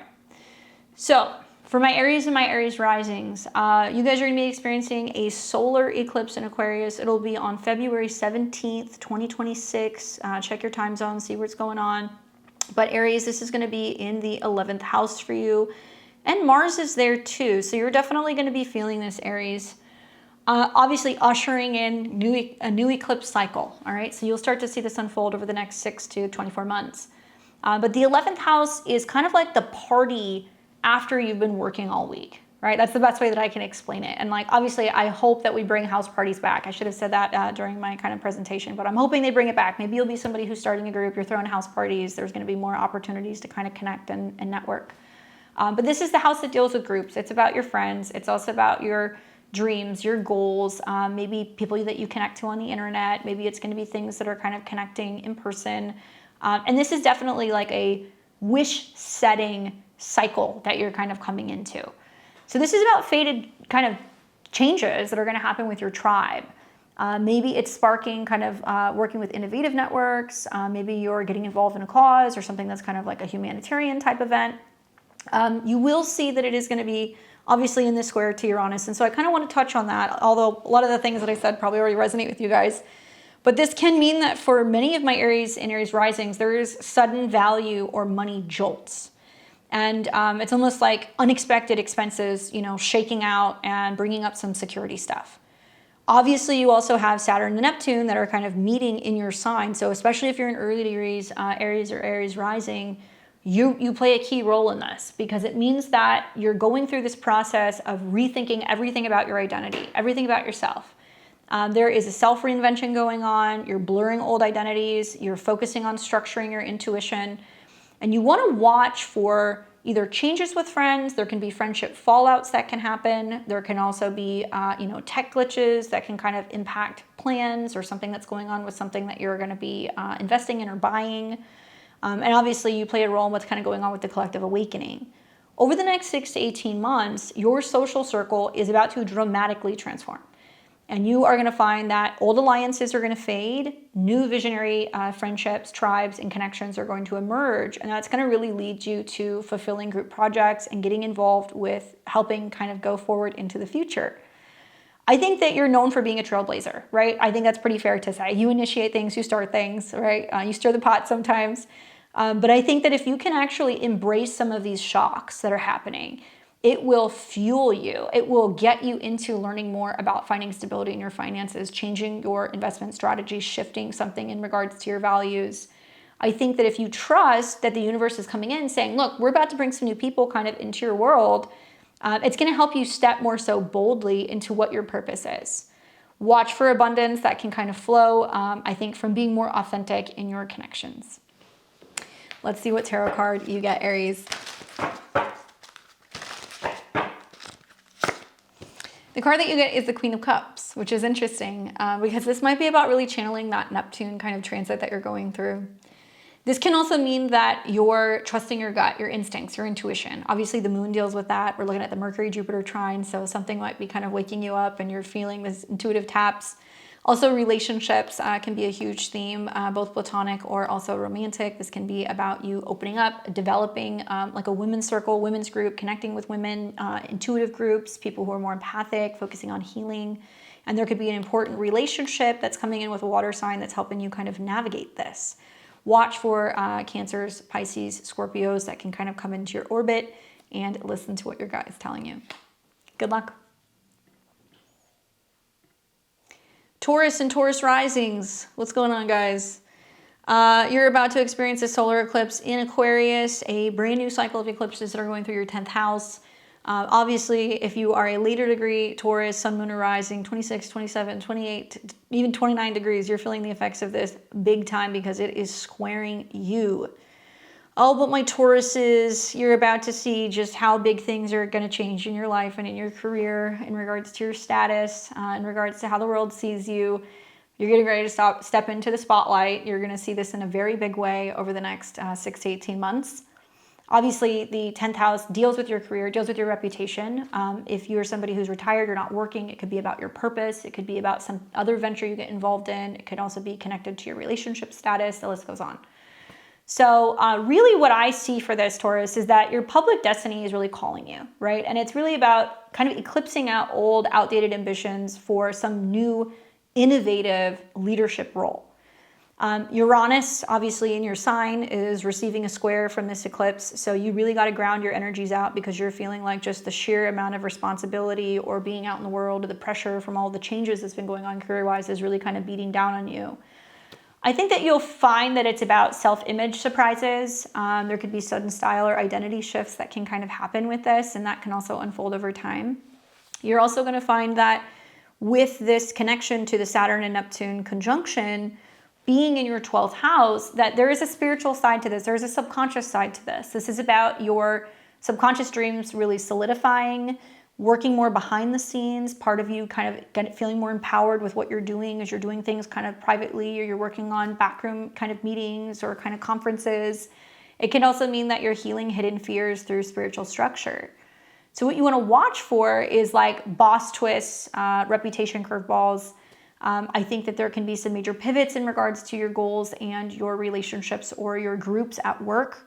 You can also find that you're going more in the direction of tech or creative fields, or maybe public recognition is going to start to build. And it'll do that more with like dreamy introspection, kind of guiding the way with Saturn and Neptune, being obviously in your 12th house now. This is about being grounded, Taurus. This is also really, I think, your glow up era. I think a lot of Tauruses are going to have major claim to fame over the next couple of years. This is really about letting go of rigid paths and realizing that the cosmos through these eclipses are really reshaping your legacy into something that's going to be very revolutionary, and it may require you to be a part of a team or movement. You have to really stay rooted with this. You have to really take time to not always be in the spotlight. You have to be focusing on your mind, body, spirit kind of wellness with Saturn and Neptune being in your 12th house. And I do think that you're going to really emerge as like quite the innovative boss that I think that you were kind of born to be. So let's take a look and let's see what's going to be happening for my Taurus and my Taurus risings.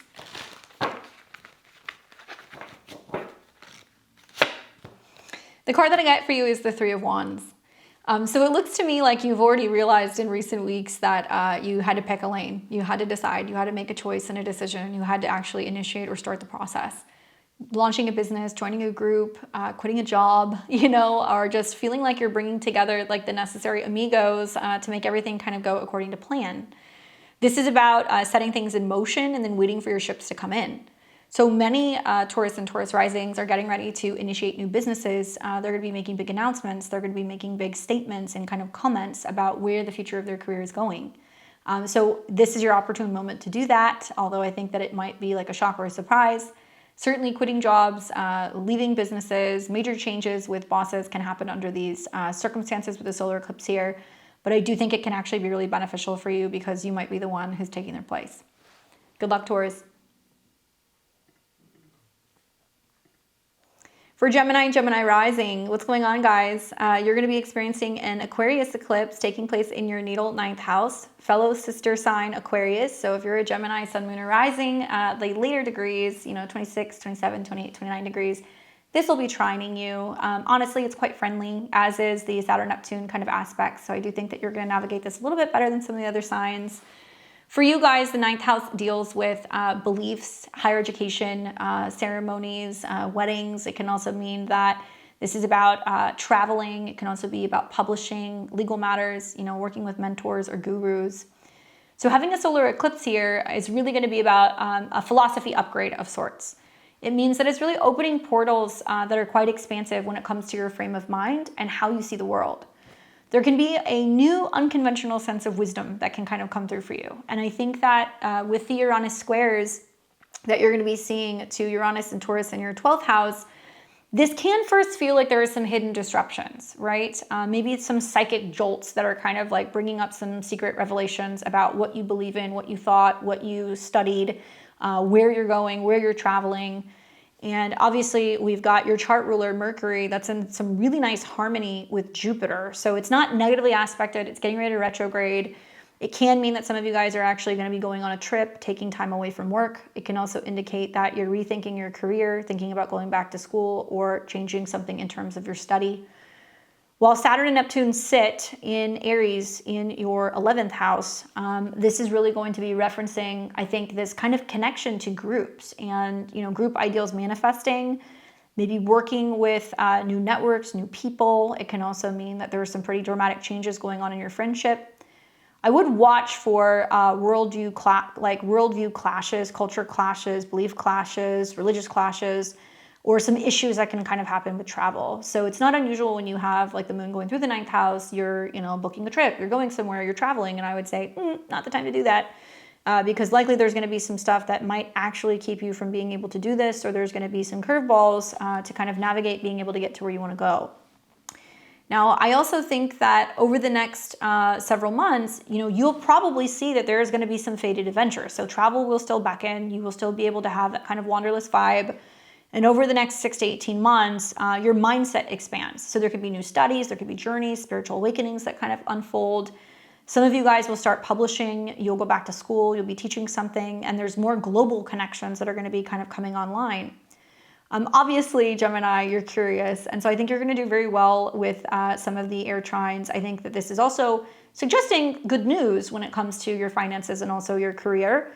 And if you ride the waves of change, you're going to realize that they're unlocking things that's going to really allow you to have a lot more freedom. And it's also probably going to help you feel a little bit better financially as well. So trust in what's kind of going on with your travels and your studies. I think that you're going to see that you're going to have a brand new perspective about things, and it might be a trip or a course or a teacher that changes your kind of belief or your philosophy. But all in all, I think it's pretty good for you guys. All right, let's see what the cards say for Gemini and Gemini rising. What do they need to know about this Aquarius eclipse? Ooh, the card that you get is the Tower. I was expecting that for another sign. Is it possible that the Mercury retrograde that's kind of shaping up is kind of implying that if there's one more dramatic event, one more change, one more thing that's just not working for you at work or kind of shifting, you're going to be like, this is just changing the way I see everything about my industry. This is changing the way that I see everything about maybe what I have studied, what I've believed in. Possibly. Certainly eclipses, is very much like a tower-like energy because suddenly everything kind of changes and transforms. Maybe perhaps, with the Uranus square, it's representing that there is some shocking new things that you're kind of learning about an area that you've been studying or something culturally religious or spiritual that wakes you up, makes you go, oh my God, why have I believed this for so long? Or why have I participated in this? Or like, is this truly what I believe? And like, what do I have to go back and learn? And so it can be like this like watershed moment where everything comes crashing down. The positive is that I think with the Saturn-Neptune in the 11th house is that it's bringing forth new goals. It's bringing forth community and other people who can kind of support you throughout that process. Maybe it feels like you're a little bit of a lone wolf right now and like you're not really too sure who your tribe is, but I think through some of these changes, you're actually going to find that you're going to be connecting with people and maybe not feeling isolated or not feeling alone. So let me know how that manifests. That's certainly quite the card for you guys to be getting, Gemini. All right, so we've got Cancer and Cancer rising. What's going on, Cancer? You're getting ready to do this solar eclipse in Aquarius in your natal 8th house. As you know, you're ruled by the moon, so this is pretty pertinent for you. The moon rules you, your emotions, your body. The sun is directly kind of connected to your 2nd house of money, finances, and resources. And you will find that the last full moon you had in Leo and then this solar eclipse in Aquarius is very money related. It's very much like, what do I give to other people? What do I receive? What do I need more of? What's going on with partners' money, dealing with taxes, inheritances, transformation, intimacy themes. That's all kind of the 8th house. I think that being that the moon is going to meet the sun, it may actually be implying that there's some news that there's about to be a pretty dramatic change with your wealth. And some of you guys may not see this really start to manifest and come through until the summer when we get to the next set of eclipses in your 2nd house, Jupiter going in your 2nd house of money. But right now, there can be this really deep reset that's happening on a soul level, right? And the 8th house is kind of like being in a cave or under a rock, like you can't see anything there. The light can't be seen when the sun's moving through the 8th house. It's showing the shadow side. So I've seen for Cancers and Cancer risings, it's like the shadow side of how friends really are, right? And if they are conditional, if they're not good with exchange or money or resources. Also the shadow side of not wanting to be attached or not wanting to be vulnerable or being a little bit too aloof and not going deeper into connection and kind of intimacy with other people. So you're transforming through this eclipse your debt. Secrets can come out. There could be mergers. Certainly this would be a time to be like, get your taxes in order, make sure you're handling your debt, make sure you're taking care of anything that deals with lending, borrowing, anything of that nature. And it is squaring Uranus in your 11th house. So I've seen for a lot of Cancer and Cancer risings, they're going, well, I'm waiting for a settlement to pay out. I'm waiting for a friend to pay me back. I'm waiting to handle like a debt issue or a tax issue. And really, I think it's also representing like the psychological changes revolving around friendships and values and whether or not you feel really valued by certain people.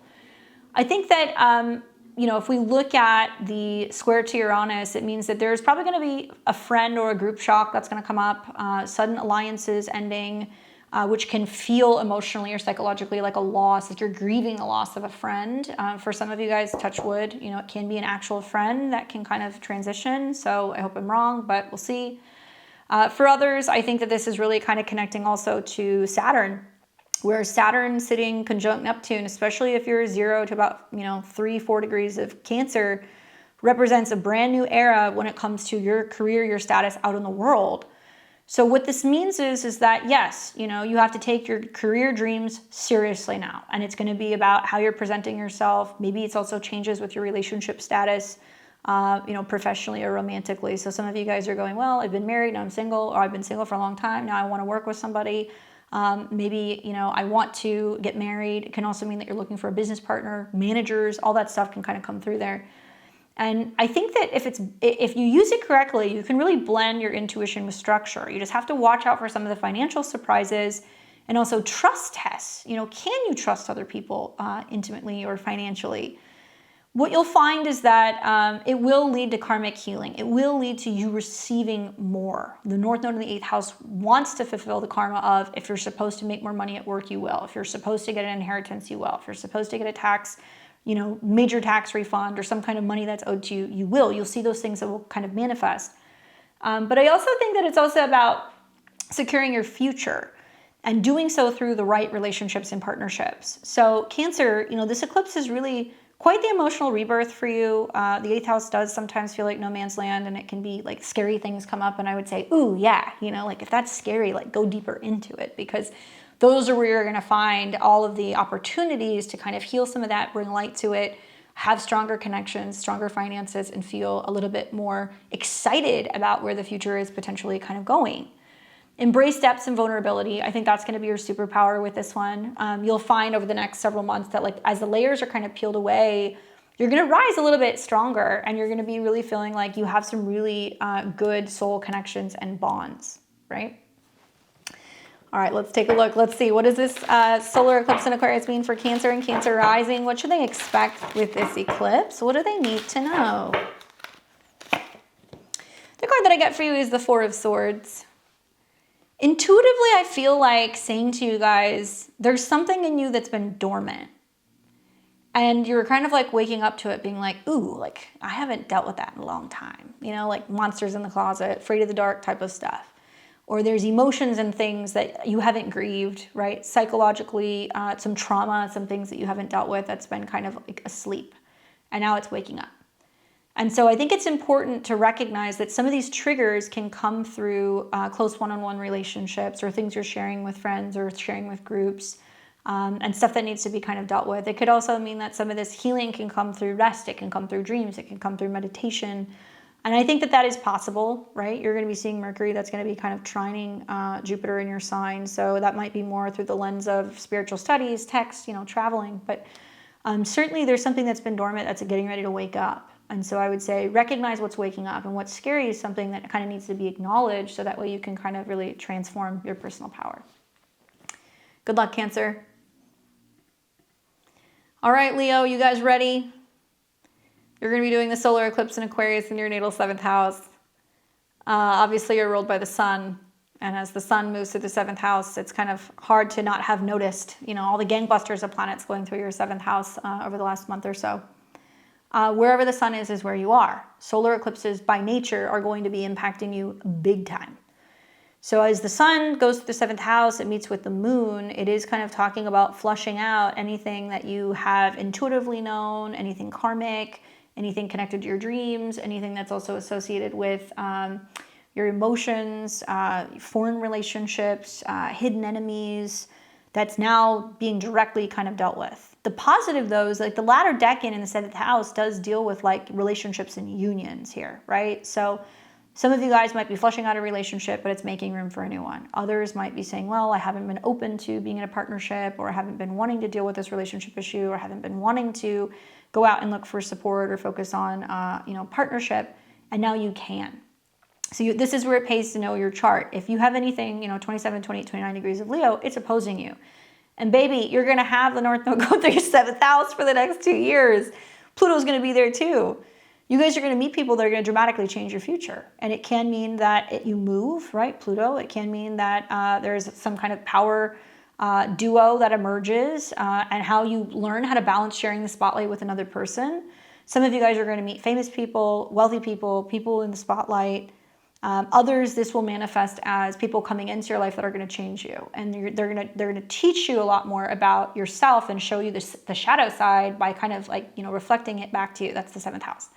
therapists, astrologers, managers. This is also your clients, or this is your marketplace. So if you're in the business of having clients, if you're in the business of working with partners, if you're in the business of selling products and stuff, this all kind of gets lit up under the solar eclipse.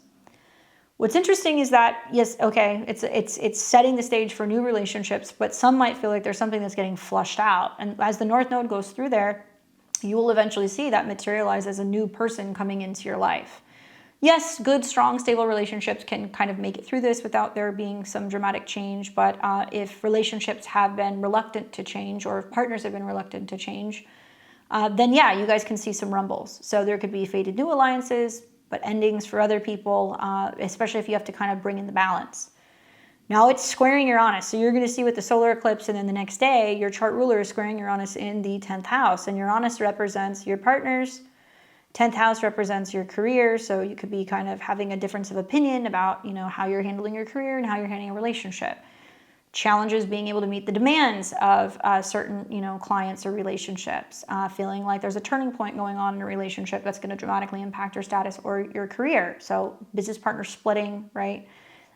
Relationships changing, relationship status then changing publicly. So there can be sudden job changes, career upheaval. I look at the Saturn-Neptune conjunction that's happening in the 9th. And so for some of you guys, it means that you're going to go, okay, well, this is now ending. So it's time for me to book a flight.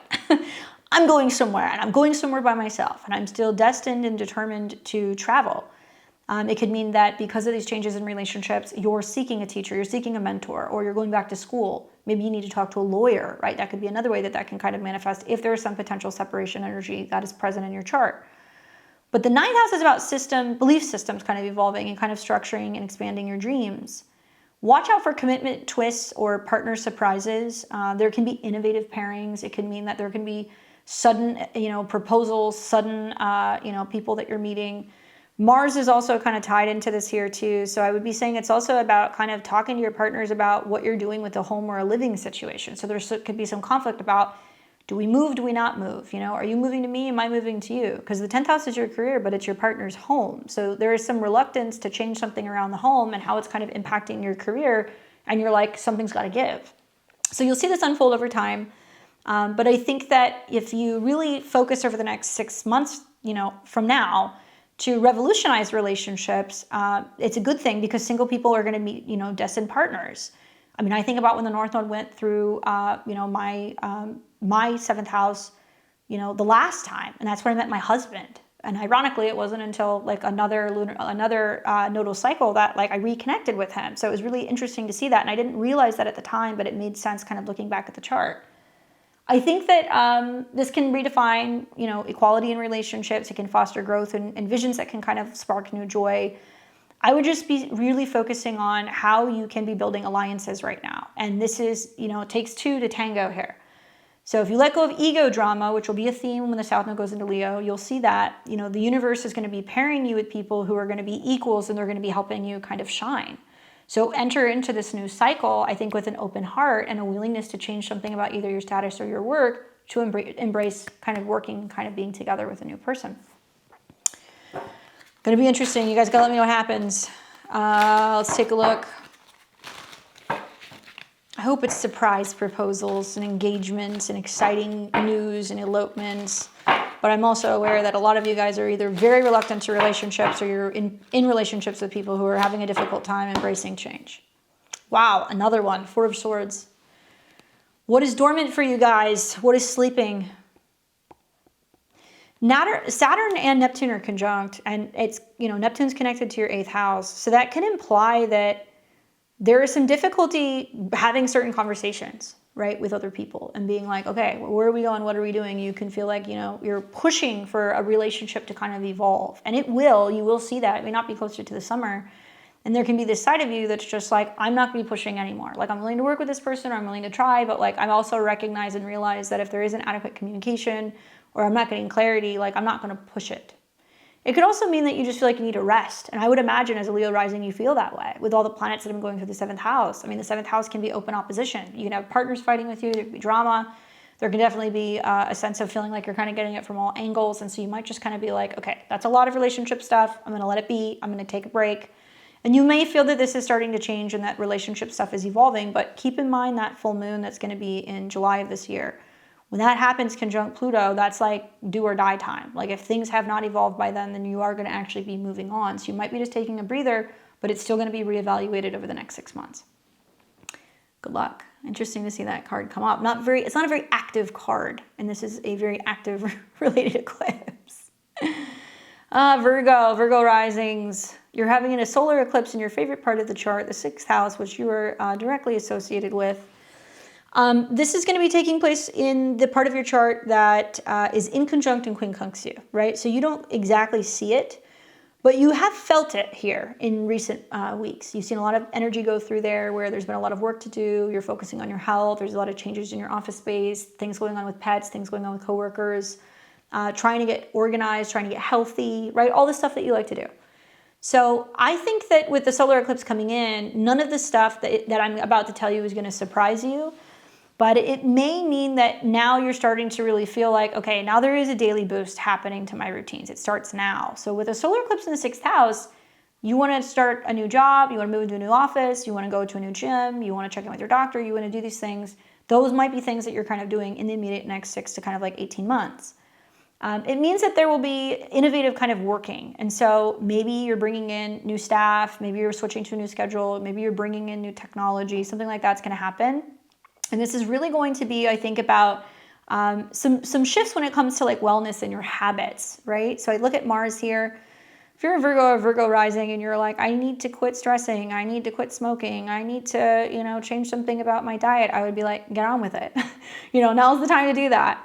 Obviously, this squares Uranus, which is traditionally associated with your 6th. And so this does talk a lot about changes that are going to happen either with work or your schedule and like where it's running into some challenges with travel, with education, with graduation deadlines, with writing deadlines, with, maybe changing things with travel and places that you're kind of going. And so there could be a little bit of like a curveball where you had something planned and then you're like, maybe that's not happening. Or we were going to go to this wedding and it got canceled. Or, we were going to be graduating, didn't get the credits, And I would say your due diligence, your productivity and your routine is going to dictate and determine exactly how this is going to go. Also, Uranus is in late degrees. It's getting ready to go back into your 10th house. So a lot of Virgo risings are going to have a lot of like career changes that are going to happen this year. And I think you guys are kind of pivoting and trying to figure out, how do I get there? What tools do I need? What am I learning, right?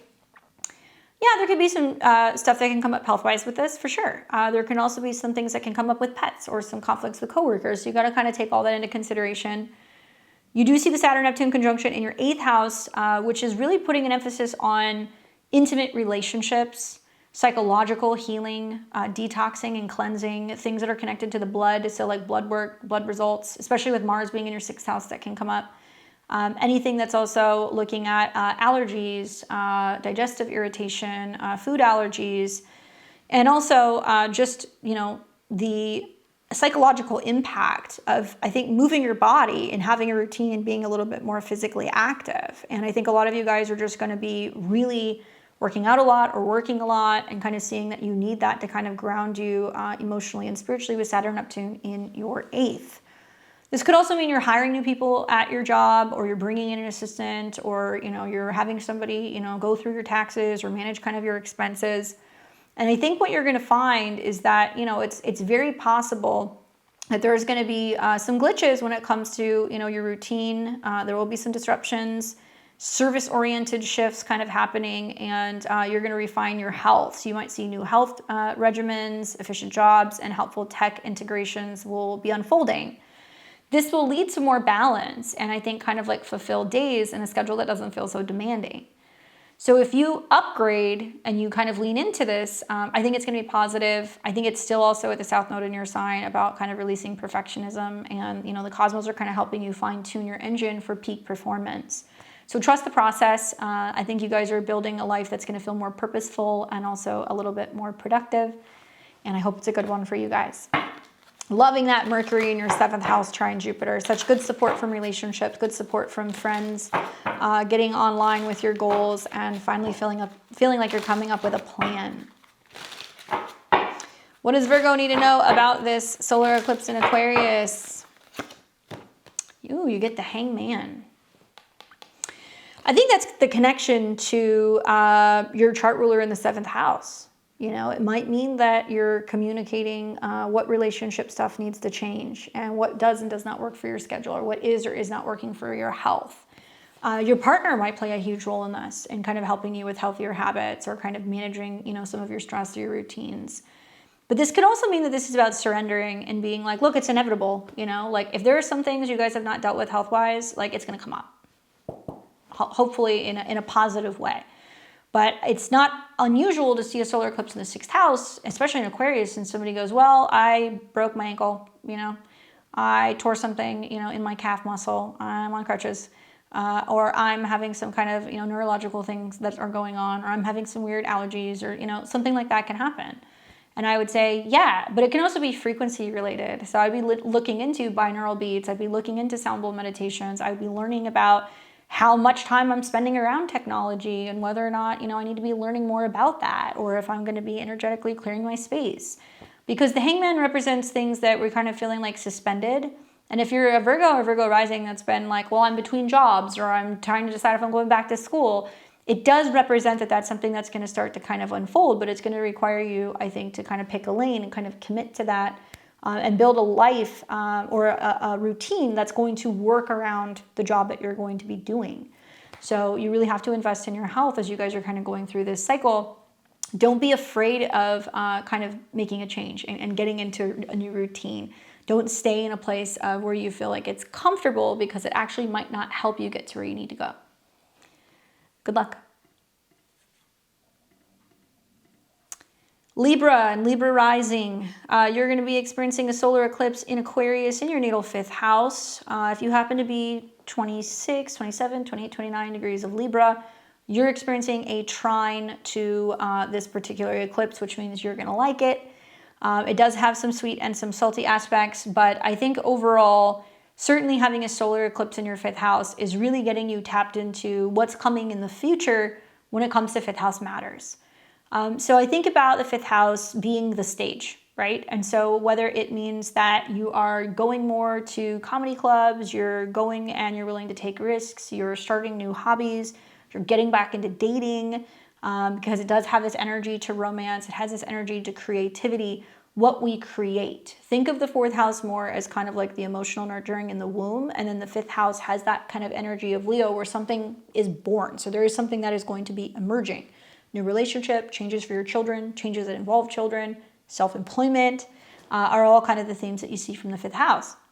So I love this. And maybe it's just because this is where my North Node is, but it's about passionate kind of portals that are going to start opening up for you.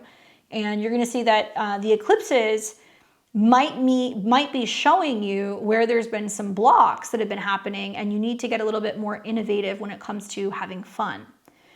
Now, the ruler obviously is Uranus, and it is squaring Uranus in your 5th house, in your 8th house. And obviously squares are hard angles, so it's pressing on Uranus, and now Uranus is awake in your 8th. And so it's saying it's trying to radically kind of switch up, change what has probably felt like a very chaotic financial, psychological, or kind of just period where you're just seeing a lot of endings and beginnings as Uranus has gone through there. And it does represent your investments. So things like your retirement accounts, your partner's money, stocks and bonds, tax matters, inheritances, all that stuff. So there's been a lot of turbulence in these areas. And if you're somebody who like has children and you've been trying to get child support, or if you're somebody who has made investments and now you're wanting to kind of cash out, it's about what you have taken risks on and now what you're going to be receiving.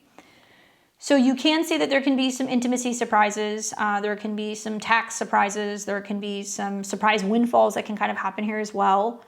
The challenging aspect of this is that you do have Saturn and Neptune that are conjunct, and Saturn is the traditional ruler of the 5th house. So naturally, when the 5th house ruler, which is about having fun, dating, one-night stands, having a good time, but not really being attached, moves into the 7th house, suddenly it's like, okay, you're getting really serious about relationships. And so if you're a single Libra rising, I would say you will notice naturally over the next couple of months, you're going to go, I need to start dating. I want to meet somebody. I want to get married. Or, I'm really wanting to get serious about having a kid. Or if you're in a committed relationship, you're going to be going, well, do I feel like I'm having enough fun? Am I going out and doing things? Do I feel romanced and wined and dined?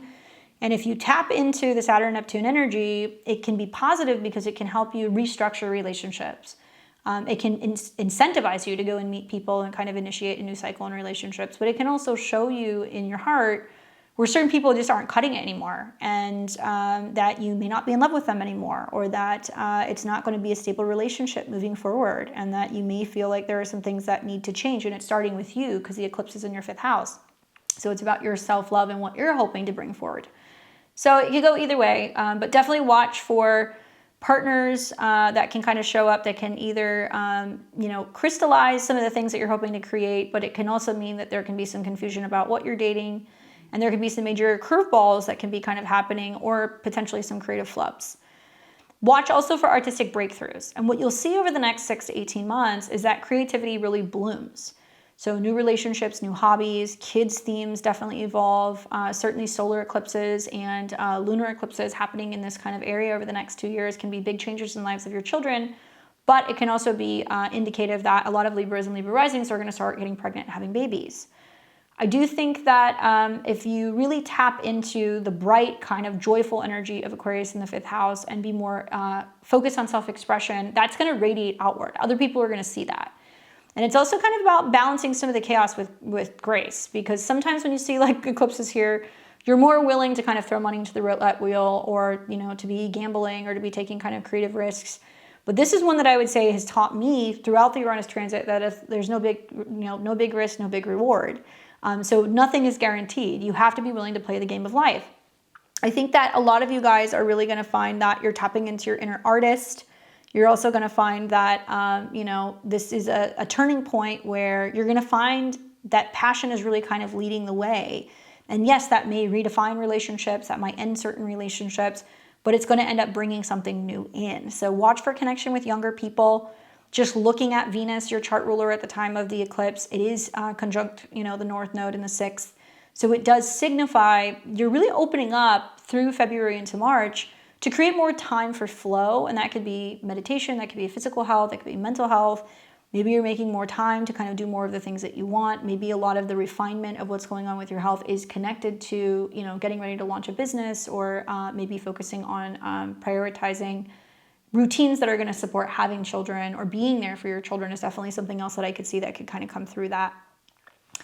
All right, Libra, let's take a look. Let's see what's going to happen for this solar eclipse in Aquarius for you guys. Interesting that Mars is the dispositor of Saturn and Neptune, and it's in your 5th. So some of you guys might meet younger people, and it's at a 19. So you might meet them at a bar, you might meet them at a social connection, a casino. It might also mean that there is just a lot of having fun and doing these things with a partner, them being involved in a hobby. The Page of Cups is the card that I get. So yeah, I mean, look, some Libra risings, you will see, whether it's this eclipse or it's 6 months down the road when it becomes a full moon, some of you guys are going to get pregnant. That will happen. You will see that. And it is going to potentially be talking about with the Page of Cups that this is the beginning of a new phase of a relationship. For others, it could mean that the relationship with a daughter, right? Or a relationship that you have with a younger person. So it can be a Scorpio, Pisces, or a Cancer. I love this card because it's about feeling kind of like romantic and in kind of touch with like the fantasy side of just getting to know somebody and like the first connection and like that stuff, and like feeling like very like enchanted. Certainly Neptune in your 7th house can do the same thing as well. Now, if you're not looking for relationships, the Page of Cups is still saying that there is an offering that's coming your way. That's just like, do you want to do this? Do you want to have fun? Do you want to join me? And that's what's cool about the 5th house is it's like the sandbox, right? And that's where you kind of play and you connect with other people, especially when it's in Aquarius. So you'll be including other people and inviting other people to actively participate with whatever it is that you're wanting to create. So it'll be interesting to see what happens. Keep your heart open, because I think that's a big piece of the puzzle. And maybe it's going to manifest as like a really significant kind of turning point for your love life for you guys, and feeling like a little bit more of a believer that you can actually find what you want. Good luck, Libra. What's up, Scorpio, Scorpio rising? You guys are getting ready to do this solar eclipse in Aquarius in your natal 4th house.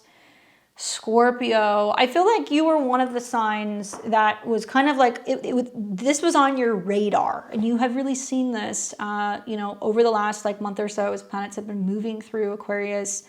Mars and Pluto met there a few weeks ago. We also see that, Pluto has been there off and on for like the last 2 years. It's been kind of doing like this in and out dance. So a lot of the things I'm going to tell you does not surprise you.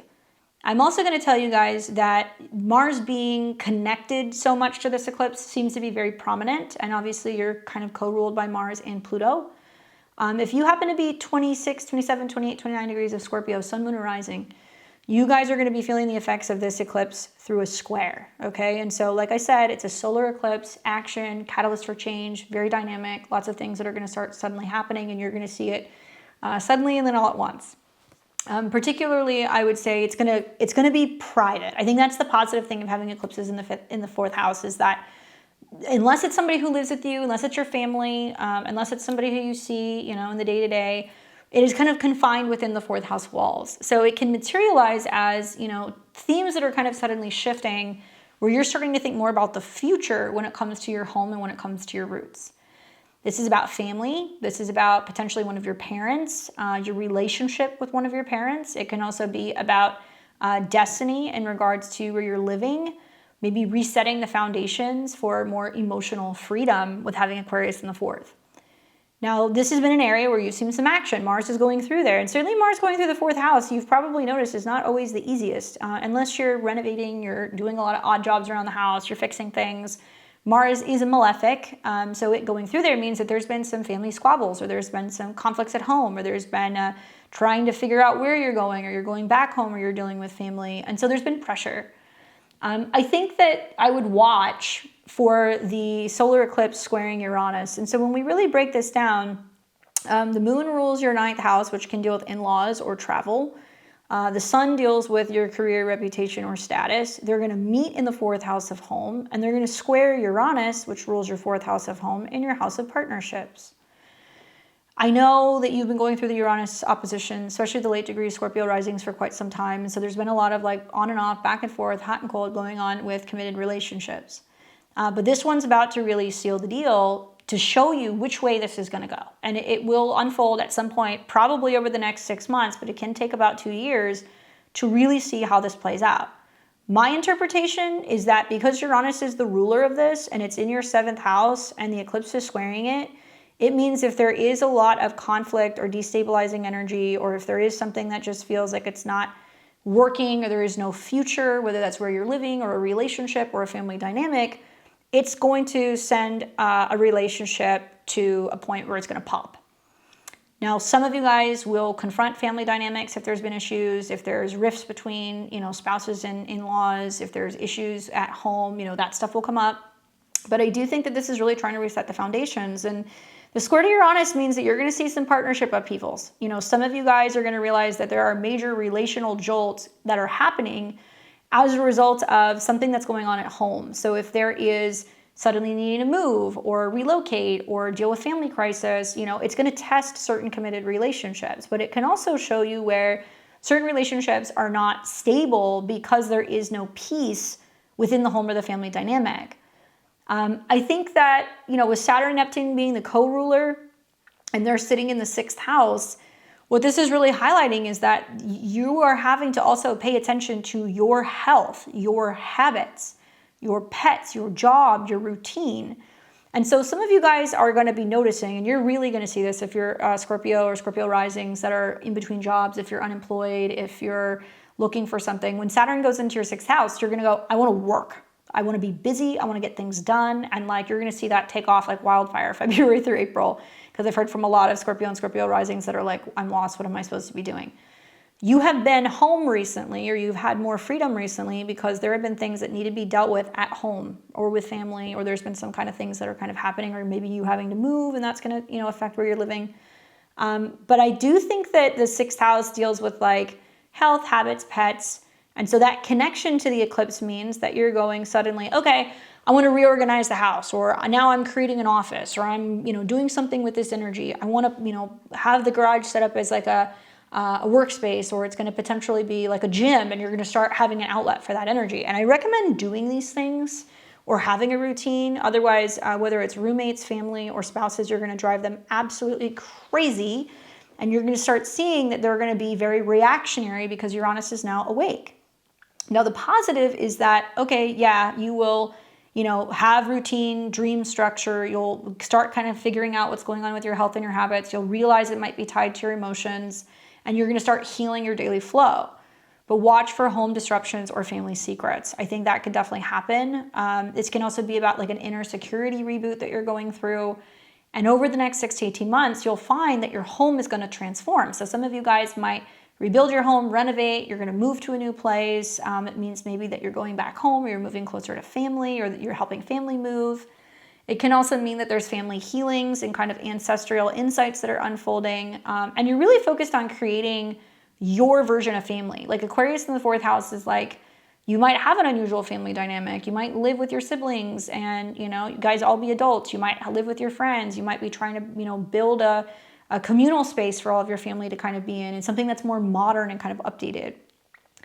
I do think that, this is about creating that sanctuary of innovation. So Scorpio, it's intense. There's no candy coating it, but it's really about diving deep into your roots for this rebirth.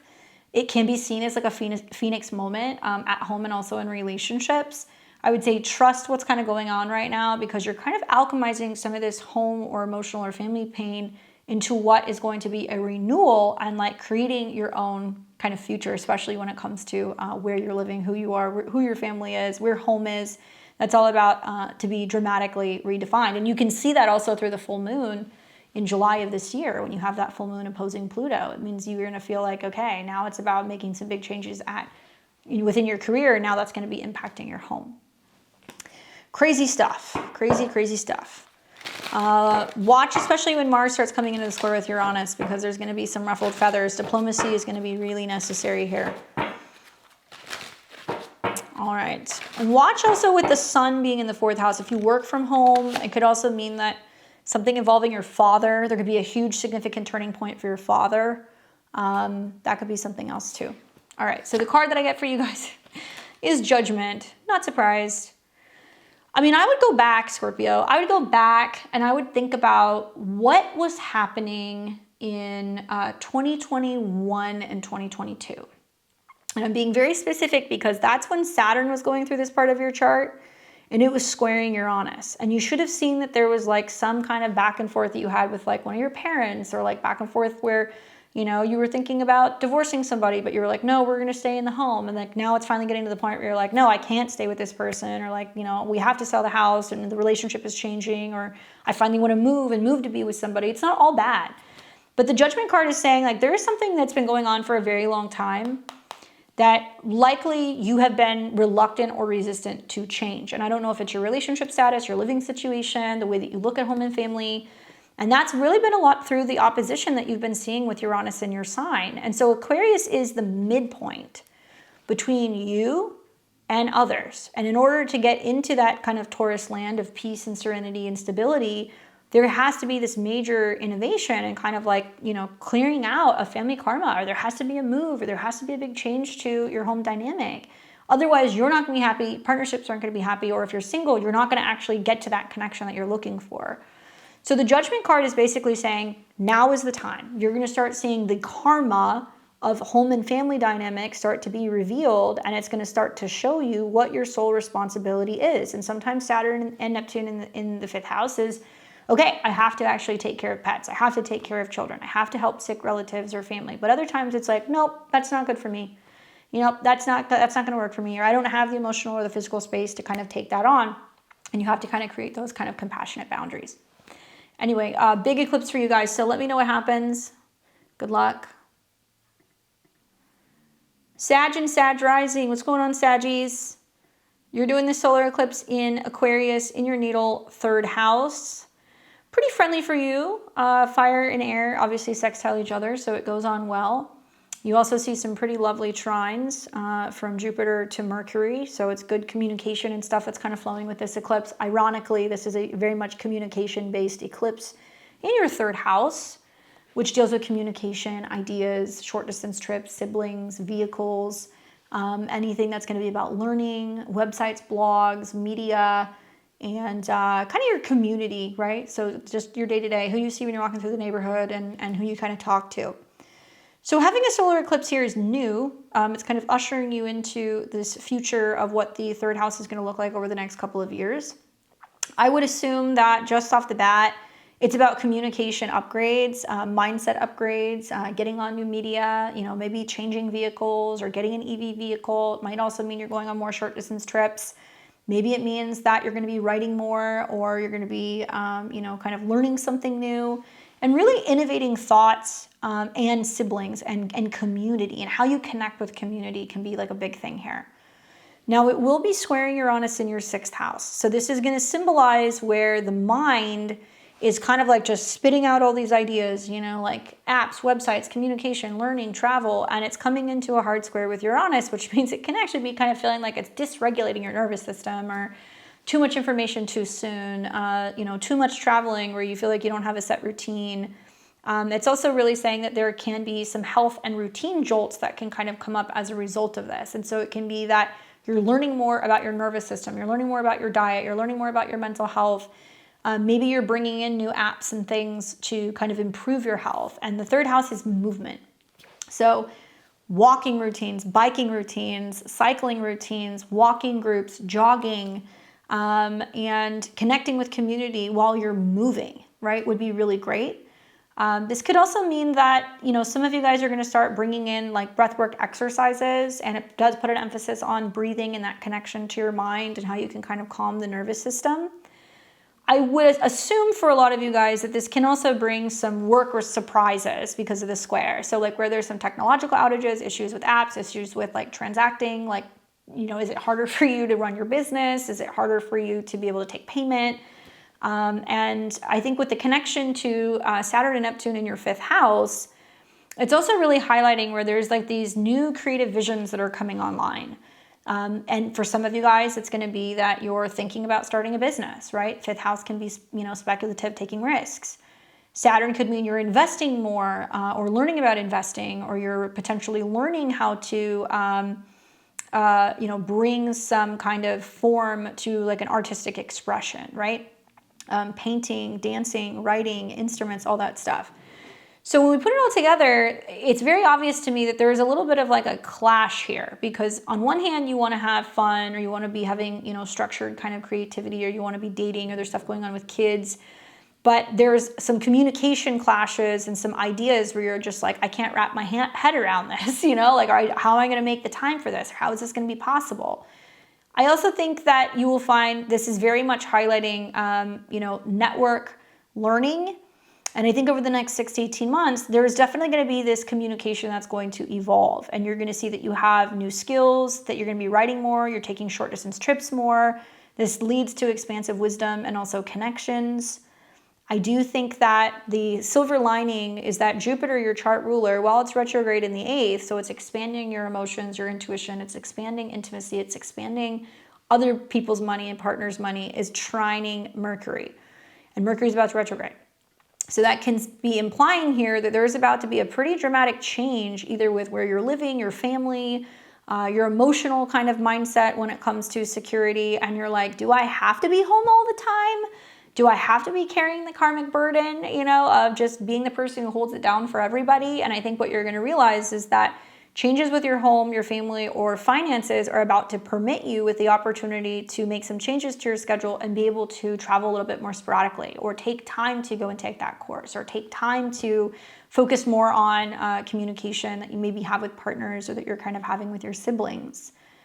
It's overall really positive. I mean, I think that especially with Saturn and Neptune finally leaving Pisces, it's like now you feel like you can date again, you can find love again, you can have playtime again. But you're a little leery because you don't know how to do it. You haven't done these things in so long. And so part of like the creative process for you guys might mean you're designing websites or blogs or creating apps, or that it's going to involve learning how to travel with kids, dating online, like all of that stuff.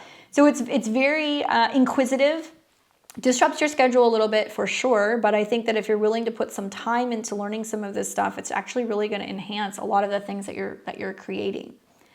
So for Sagittarius, I would say this eclipse is just really kind of helping you kind of sharpen your mind, and they're in turn also helping you kind of sharpen your aim, because you're the archer. So I would be open to kind of exploring boldly, maybe a little bit more short distance trips for right now, or certainly moves, changes with vehicles. Be mindful of driving is something that I would say with this eclipse, because the square to Uranus can be an indication that you're more prone to having accidents and don't be rushing around. Read the fine print, especially if you're moving, right? So I could see some of you guys signing leases, signing contracts, purchasing things, but there could also be, glitches with moving. It also kind of impacting your work schedule, or that there could be something that can kind of fry out or fizzle, and you're like, man, I gotta get a new laptop, or now I'm having to get a new system so I can take payments at work, or I had a website that kind of crashed. But get creative with it and try to find some creative solutions. And I think this is really going to help you guys start to kind of find your voice and feel like you can actually start to kind of get out and see the world again. All right, so let's take a look and see, what does this mean for Sag and Sag rising? What should they be expecting under this solar eclipse? That's going to be in Aquarius. I love this, Ace of Wands. Yes. As if the solar eclipse wasn't enough of like an initiation into something new, the Ace of Wands is definitely really bringing that forth. And probably what you will find is that it's really highlighting that Mars at 19. It's like, communicating and talking about what new action you're taking in relationships, where you want to travel, how you want to have fun, how you're communicating with your kids, your romantic partners, even your siblings. Maybe there's going to be a big announcement, although I would say watch the timing, making an announcement on an eclipse. I don't know about that, but it's going to be exciting. It just looks like there's going to be some scheduling aspects that are going to be a little challenging to kind of figure out, whether it's scheduling stuff, work stuff, or health stuff. Those will be things that are going to come up that might be some hurdles for you to work around.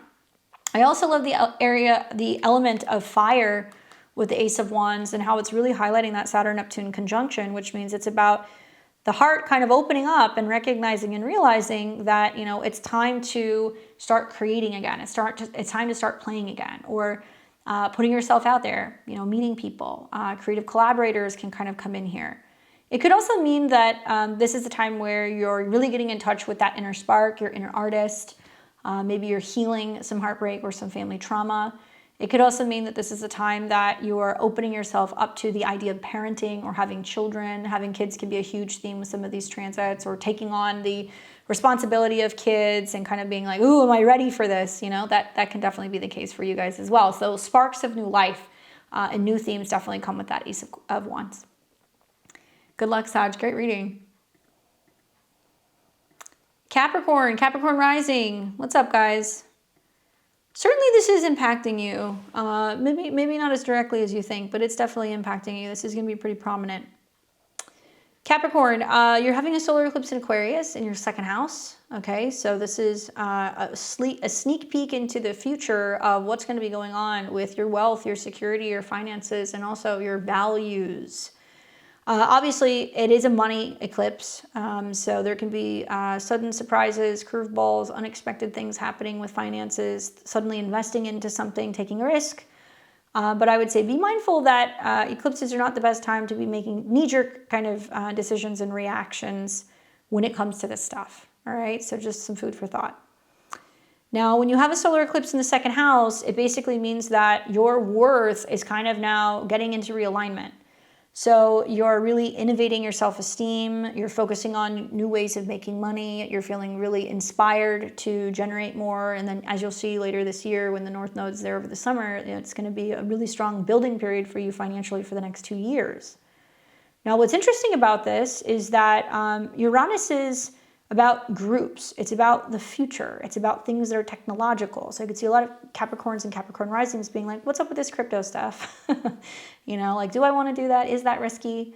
Or new innovative ventures when it comes to making money, being independent. That could certainly be one of them. You're going to see that it is squaring Uranus in your fifth house. Okay, so this has been, I think, for a lot of you guys, where there's been some creative sparks, some creative romantic surprises, surprises with children, surprises with self-employment, any hobbies.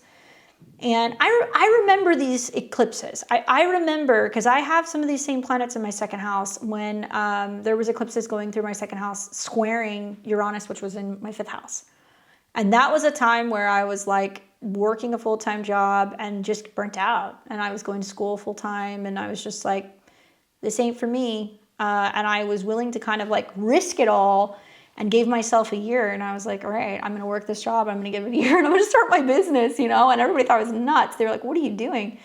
But that paid off big time. And the risks that I was willing to take with Uranus going through my 5th house was like awesome.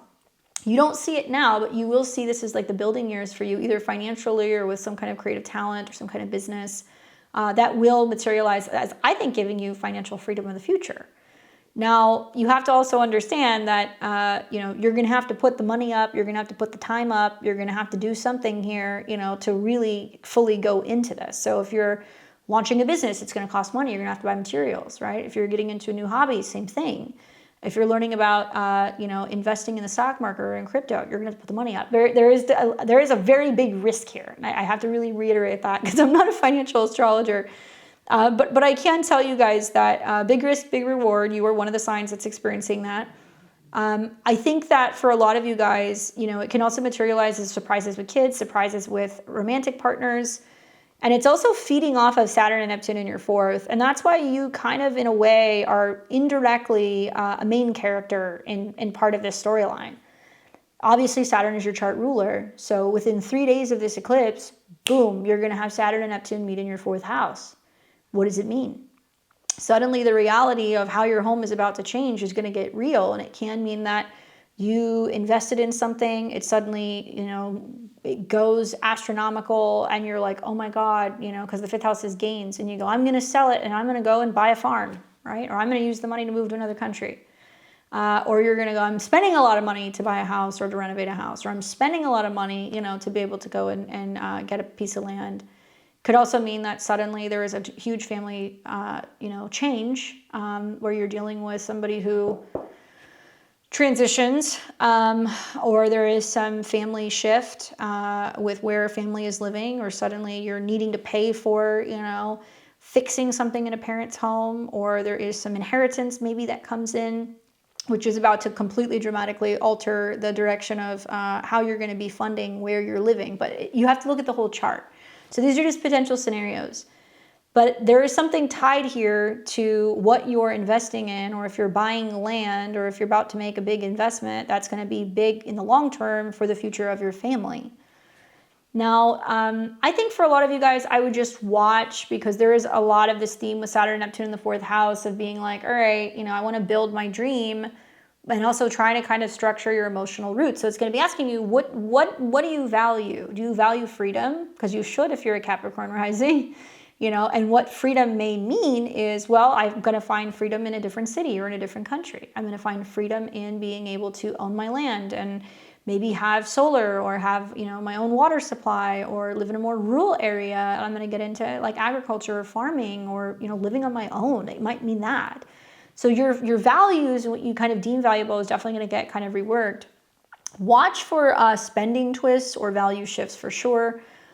Innovative earning can be a theme. And you can see some kind of financial plot twists that can be happening. But all in all, with Pluto going through your 2nd house, the North Node going through there soon, you're going to find the next 2 years is going to be pretty dramatic changes in your resources completely.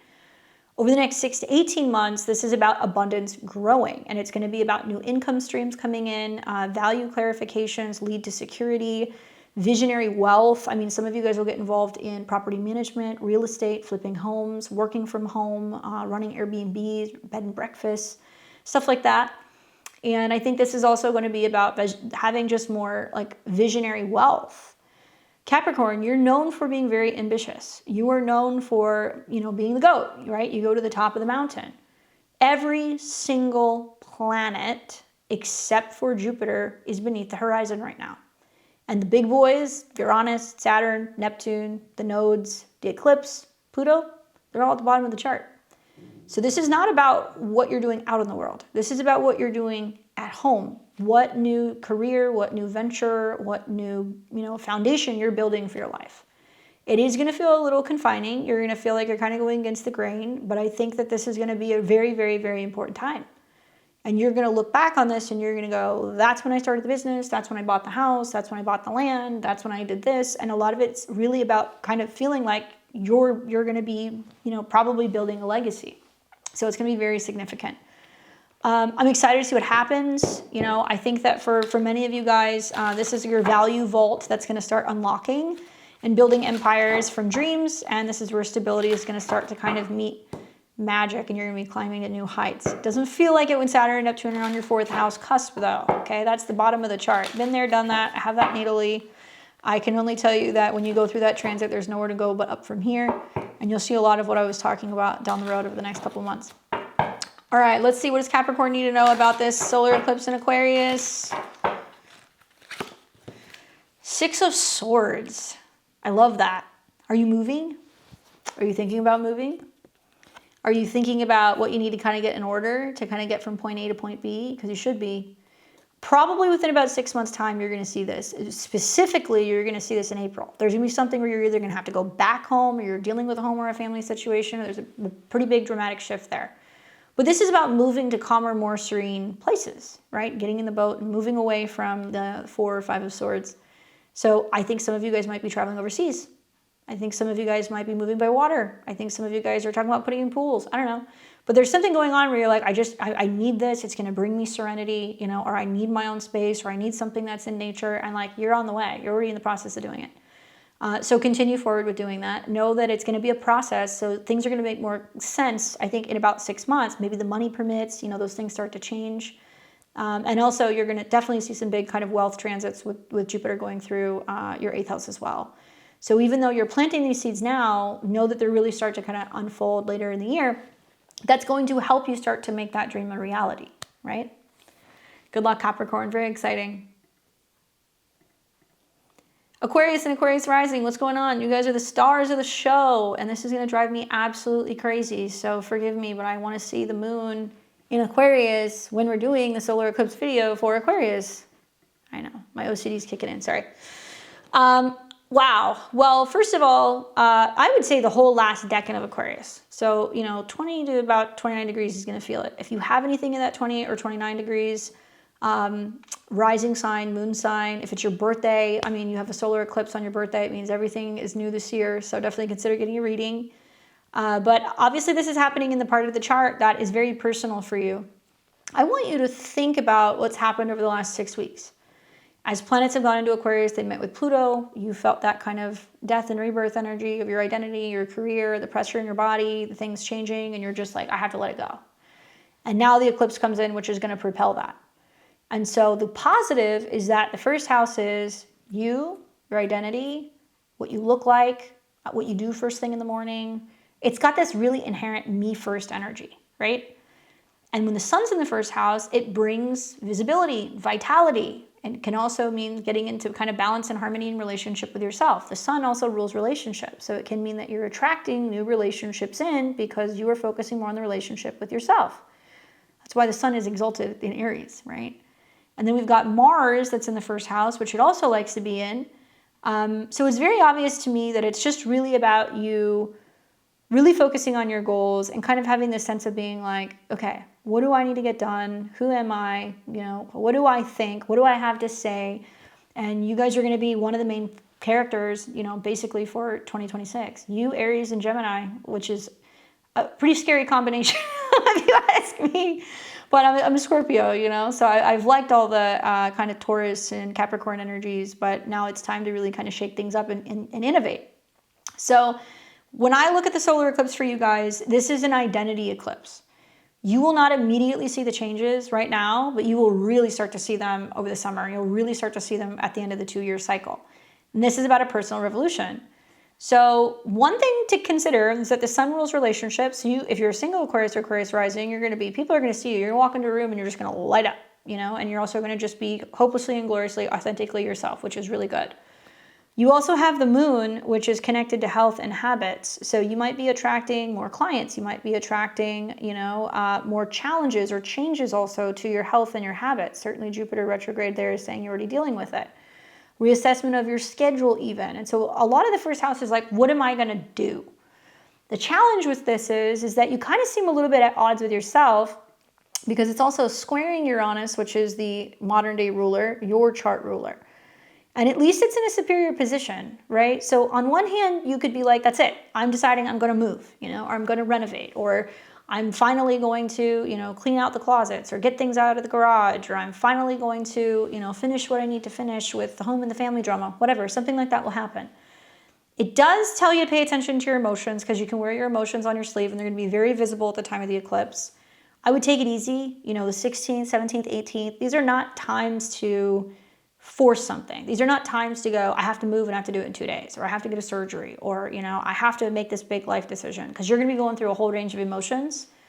It can also represent, with the square to Uranus, that you're pushing for there to be more stability or kind of necessary changes with your home or with your family or with your resources as well. It isn't a fixed sign. Now, if you think about that, it'll bring root shocks, family upheavals. Maybe it means that you're breaking away from, you know, old family relationships.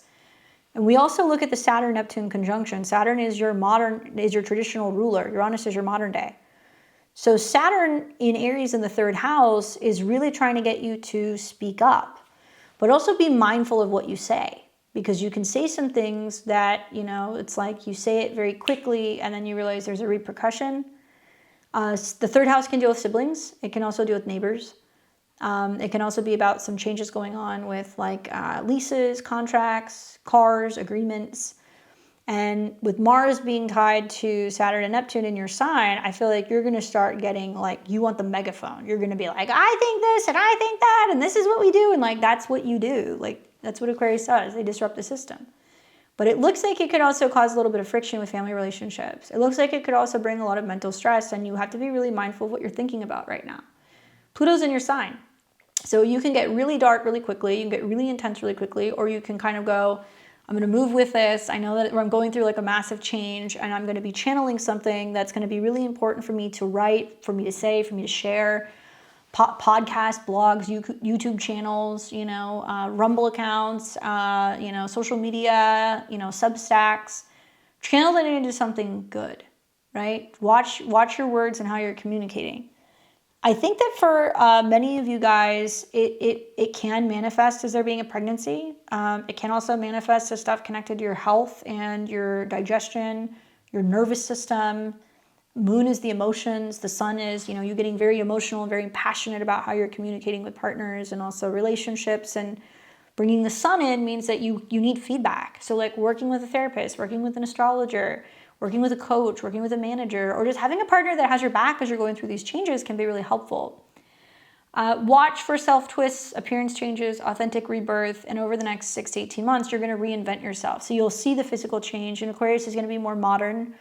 I've been talking to a lot of older Aquarius risings that are like, yeah, you know, got my hip replaced, got my other hip replaced, got my shoulder done, getting into frequency healing, peptides, you know, innovations in technology and kind of youthfulness. And I'm like, oh, I like that, you know? And so you're really realizing that age is a frame of mind. And so the more that you're kind of learning about health and aging, you're kind of able to support yourself and kind of make sure that you can kind of be on the up and up.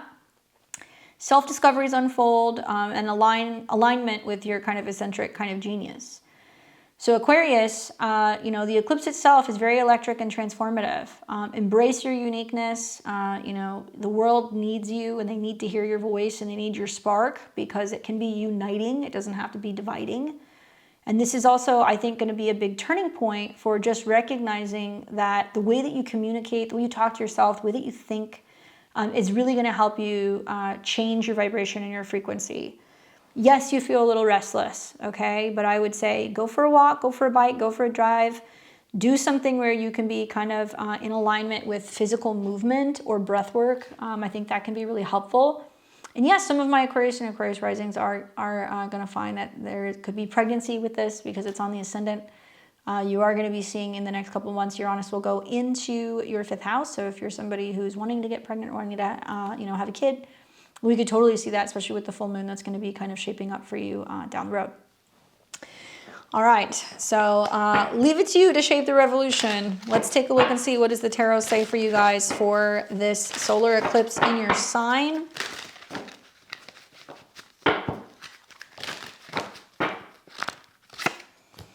The card that I get is the 6 of Pentacles. I'll take that. I think that that's actually really great. Give and take, right, is very much the 6 of Pentacles. And so even though the solar eclipse is in your 1st house and the North Node is moving into your 1st house, which is more like me, what I need, what I want, you'll see the South Node's going to drop into your 7th. And so that will mean that, you know, you are changing and evolving. You're becoming less attached to the idea or the notion of relationships and the drama that they bring, or you're not feeling like you have to have somebody and maybe you're being a little less codependent. It can also mean that you're accepting partners for the way that they are and you're like not wanting the conflict because you're changing and evolving. And then Jupiter will pop in and it'll show you that the right relationships this year will stay. But I love the aspect of the sun ruling relationships, and it's a part of the solar eclipse in your first house because it's saying that in order to get into balance with others, you need to be in balance with yourself. And so you are rapidly evolving and you're looking for partners that are going to do the same thing and kind of keep that same fun and excitement and kind of pizzazz. So it's about give and take. And so you're really going to kind of see that if you're really investing in yourself, do you have partners that are meeting you halfway? If you're single, are you having people who are seeing that? Are they walking up to you being like, wow, you're just glowing? Because they're going to recognize that something about you has kind of changed. And it can be really good exchanges and things that you can kind of be providing for other people, right? So if you have businesses, if you're trying to grow an audience, if you're trying to get people to read your books, watch your posts, you're going to notice that you're going to have a spotlight. But use your words and your voice wisely, okay? Good luck, Aquarius. All right, for Pisces and Pisces risings, you guys are going to be doing this solar eclipse in Aquarius on February 17th in your natal 12th house. Certainly a part of your chart that's going to be a little bit more behind the scenes. I like that it's going to be happening while Saturn's meeting with your chart ruler. I like that it's going to be happening right before the retrograde happens in your sign, because I think it's really going to help you tap into the effects of like the 12th house kind of eclipse energies, which is going to be much more subtle, subconscious. It's about reviewing, reassessing past life karma, sleep, dreams, intuition. But when you have an eclipse in the 12th house, first of all, this is a new series of eclipses. So you're almost out of the eclipse cycles that are happening in Pisces. There's another one this year, and you're going to see some more Virgo eclipses next year, but you're almost done. So I think that this is kind of saying to you, okay, you are getting ready to go into the 12th house land, which is kind of like, it's otherworldly. I mean, I've had the North Node that's been going through there. The South Node, that's been going through there for the last couple of months, and it's definitely been really interesting in dream world. But the North Node's different because the North Node's going to represent more of, I want more of that. I'm craving more of that. So this eclipse is going to start to show you, okay, there are some things that have been living rent-free in your head, right? There is some hidden kind of like revelations happening. Eclipses are really bringing up illusions and encouraging you to focus on spiritual upgrades. What's interesting about this is that it does square Uranus in your third house. And you've seen this throughout this last month. Planets going through the 12th house where you're like, oh my gosh, what's going to happen? Or I'm feeling a little anxious and like, how do I communicate? And you just have to remind yourself to just sleep, breathe, relax, know that the whole planet is going through the changes. And for the most part, Pisces risings are pretty chill right now. They're just kind of like, yeah, the world's crazy. I'm just watching. But I think that square to the third house is it creates communication jolts, right? It can mean that, in a way you almost feel like you've been asleep at the wheel and you're like, whoa, this is going on. I just had this dream and it woke me up. It can also mean that there's some communication issues, there's some traveling issues, there's some unexpected surprises with relocations or family communications. And obviously Saturn is conjunct Neptune. So you're also one of the key players. It's not obvious, but it is because Neptune is your modern day ruler. So while Saturn, 12th house ruler, self-undoing, hidden enemies, things that are kind of going on globally, meets with Neptune, you in the second house, you guys have to just be hopelessly and gloriously Delulu, right? And I feel like it's just, you have to be, what are they saying? You have to be Delulu until it comes true. Like that's how I would look at this. The good news is Saturn's going to make you suddenly want to be more working towards what you're gaining. You're going to work hard for the money, but I think that it's going to be about you investing in kind of building a dream or making money in a more independent way and kind of taking these things that you have been thinking about or dreaming about or things that humanity needs, and you're like, yeah, I'm going to go build that, right? I'm going to become kind of self-sufficient in that department. So yes, some of the effects of the eclipse in the 12th house with what's going on globally can impact your finances, sure, but it's also supposed to be inspiring you and trying to get you to kind of wake up. In the background, you've got your other ruler, Jupiter, that's trining Mercury. So it's basically saying that you are tapped in and you're getting ready to see Mercury retrograde, where you're going to be reevaluating what you want, who you are, what your relationships are like, who you want to be helping, and how you can be like more creatively inspired. And I think it's going to be a good period for you. So it'll help you really tap into some of those transits in the 12th house where you can kind of go, all right, universe, show me what's got to be done. Show me where I need to clean house, or show me what I need to kind of let go of. And it can feel like, value dreams are manifesting, you're structuring your worth. Watch out for psychic overload. That's something I have noticed with eclipses in the 12th house and changes to your sleep patterns. Secrets being exposed through communication. So like text messages that come out between you and another person, or, somebody says something and they didn't expect you to notice or to hear it. And you're like, what? It could also mean that there's karmic closure, right? The 12th house is karma. And especially in the 12th house, like the latter degrees of the 12th house deals with self-undoing. So you're going to start to see where there could be, okay, you're in bed or you're not doing well or you're feeling reclusive. And it can be because, there's some overworking habits or there's some emotional drama you're not dealing with or things that have been kind of compartmentalized. And the 12th house is hidden places. So monasteries, temples, churches, hospitals, prisons, rehabs, and yes, sure, some Pisces and Pisces risings can be like, I have to go and see the doctor, around this time, I'm not feeling well. Others can be like, yeah, I really feel like I need to go to church. I really feel like I need to be meditating more. I need to be in bed, and you're going to be feeling a little emotionally or energetically overwhelmed. I think that for the next 6 to 18 months, this is really going to be about your inner world kind of healing and subconscious patterns getting released. So that way you can bring in over the summer the Jupiter in your 6th house. You can move to new offices. You can expand your health. You can have more joy and creativity in your day-to-day life. You can have more fun. And I think that this is also going to be about leading to profound intuition and self-compassion.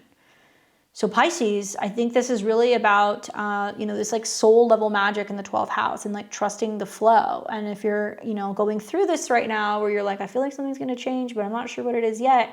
You have to pay attention to what's going on with your intuition and your dreams, because nothing else is going to make sense.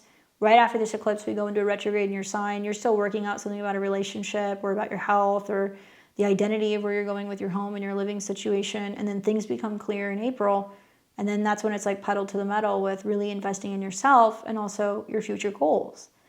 So, 12th house is ancestors too, by the way. I've noticed with eclipses or when I have retrogrades there, I always have dreams about family members and people who have kind of passed, which has been cool. It can also be about altars or any kind of connection that you have. So if you're feeling lost, I would say, putting something out, burning some incense, putting out, some requests or some assistance or some prayers, being send me a sign, something, especially, you're more capable and able to receive these signs right now if you're actually looking for that clarity. It's also really good to be anything that deals with divination, whether it's tarot, astrology. Uranus in the 3rd house, reading runes, crystals, pendulums, tarot cards, and other things to help you kind of channel some of the messages that are kind of coming in. The 12th house is very psychic. All right, so let's see, what can we tell our Pisces and Pisces risings? I think they're just going to emerge wiser, more connected. What can we tell them? The moon card, of course. This deck is sassy today. Well, obviously everybody's going to say, when the moon card comes up, there's something that you don't see, and it feels scary, and it feels confusing. And yes, so is the 12th house, right? But this is a lunation. It's a solar eclipse. So that means that the sun and the moon are coming together. The moon is going to be about something about your love life, creativity, children, personal joy. The sun is making time, making changes, improving health, and being able to do these things, and where you are intuitively being led. 12th house is almost kind of you feel like you're going through life blind. And it's all right, I don't know how to make a decision. I don't know. I just got to trust my gut. And the moon card you have to be careful with, because if you're reacting out of fear, you're moving because there's some resistance or not knowing of what's coming. That's where you fall into the pitfalls of the 12th house, where then you start kind of having some bad habits that come up. So this can actually be saying listen, be guided, but feel inspired. Don't feel like there's things that are going to be kind of coming out to get you, because you're going to hear some astrologers that are going to go, ooh, secret enemies. And sure, of course that can happen with an eclipse, but it's more likely going to be the voice in your own head than it's going to be another person. Mars is there, so I would say, sure, there could be some conflicts of interest or beliefs, I would say, debates about beliefs, potentially with teachers, mentors, gurus. If you are traveling at this time, if you're in a foreign country, I would say be careful because Mars being there can mean that, especially if you're going out and you're doing things at night, if you're walking, in the streets and places you don't know, if you're getting lost, if you're in some seedy areas, you are more prone to, I think, sticking out like a sore thumb. And you will see over the next, several years, there will be more opportunities to travel and kind of go places and kind of connect with people in other places. But you may not speak the language. You may not know the lay of the land. And I think it is important to make sure that you're kind of feeling divinely directed, divinely protected in the process. So it is important for you to just be aware of your surroundings, especially if you're doing anything at night. The moon card is so appropriate there. All right, Pisces. Well, I hope that's helpful for you guys. I really wanted to make a very thorough eclipse video because I didn't get the chance to do my usual eclipse stuff. Usually I create a whole webinar and I kind of put it out for you guys. So this one's on the house. It's for the collective. That's basically the scoop on what's going on with this up and coming February 17th solar eclipse in Aquarius. Obviously, this call is really for all of us to kind of transform and kind of lean into some of the changes that are going to happen over the immediate next month or so. That North Node pole is really kind of, like I said, through the Sabian symbol, emerging like the butterfly. So freedom is going to require some kind of need to put forth the effort to break free from what we have been feeling confined by. That's part of what this is about. Now, if this video hit home for you guys, if you liked it, please give me a thumbs up, like the video, share it on your socials. Let's get it out there so other astro-minded people can kind of see what's going on and we can kind of debunk some of the bad astrology that's out there right now. Leave your comments below. Let me know what's happening with your rising sign or where this is hitting you. Do you remember what happened with these eclipses about 18, 19 years ago? I sure do. If you guys want to subscribe, please do so you can see more of these. And as we get closer to this eclipse, I will then be putting out the lunar eclipse in Virgo, which will be in early March. I'll also cover it in my horoscope, so you'll be able to see that. Click the bell button below, subscribe for more of this content. You guys want to see what it's like to work with me? Click my website below at beyondtheveiltarot.com. You can book a one-on-one reading. I do it all, tarot, solar eclipse readings. I can also talk to you guys about what's going on with your transits, your natal chart, relationship astrology, election astrology. I also teach astrology. So if you guys want to learn with me, check out my courses. Check out the website at beyondtheveiltarot.com. All right, thank you so much for watching. I hope this is an amazing eclipse. I know that February is going to be absolutely fireworks, and I am here for it. Until then, I'll see you guys all very soon. Take care.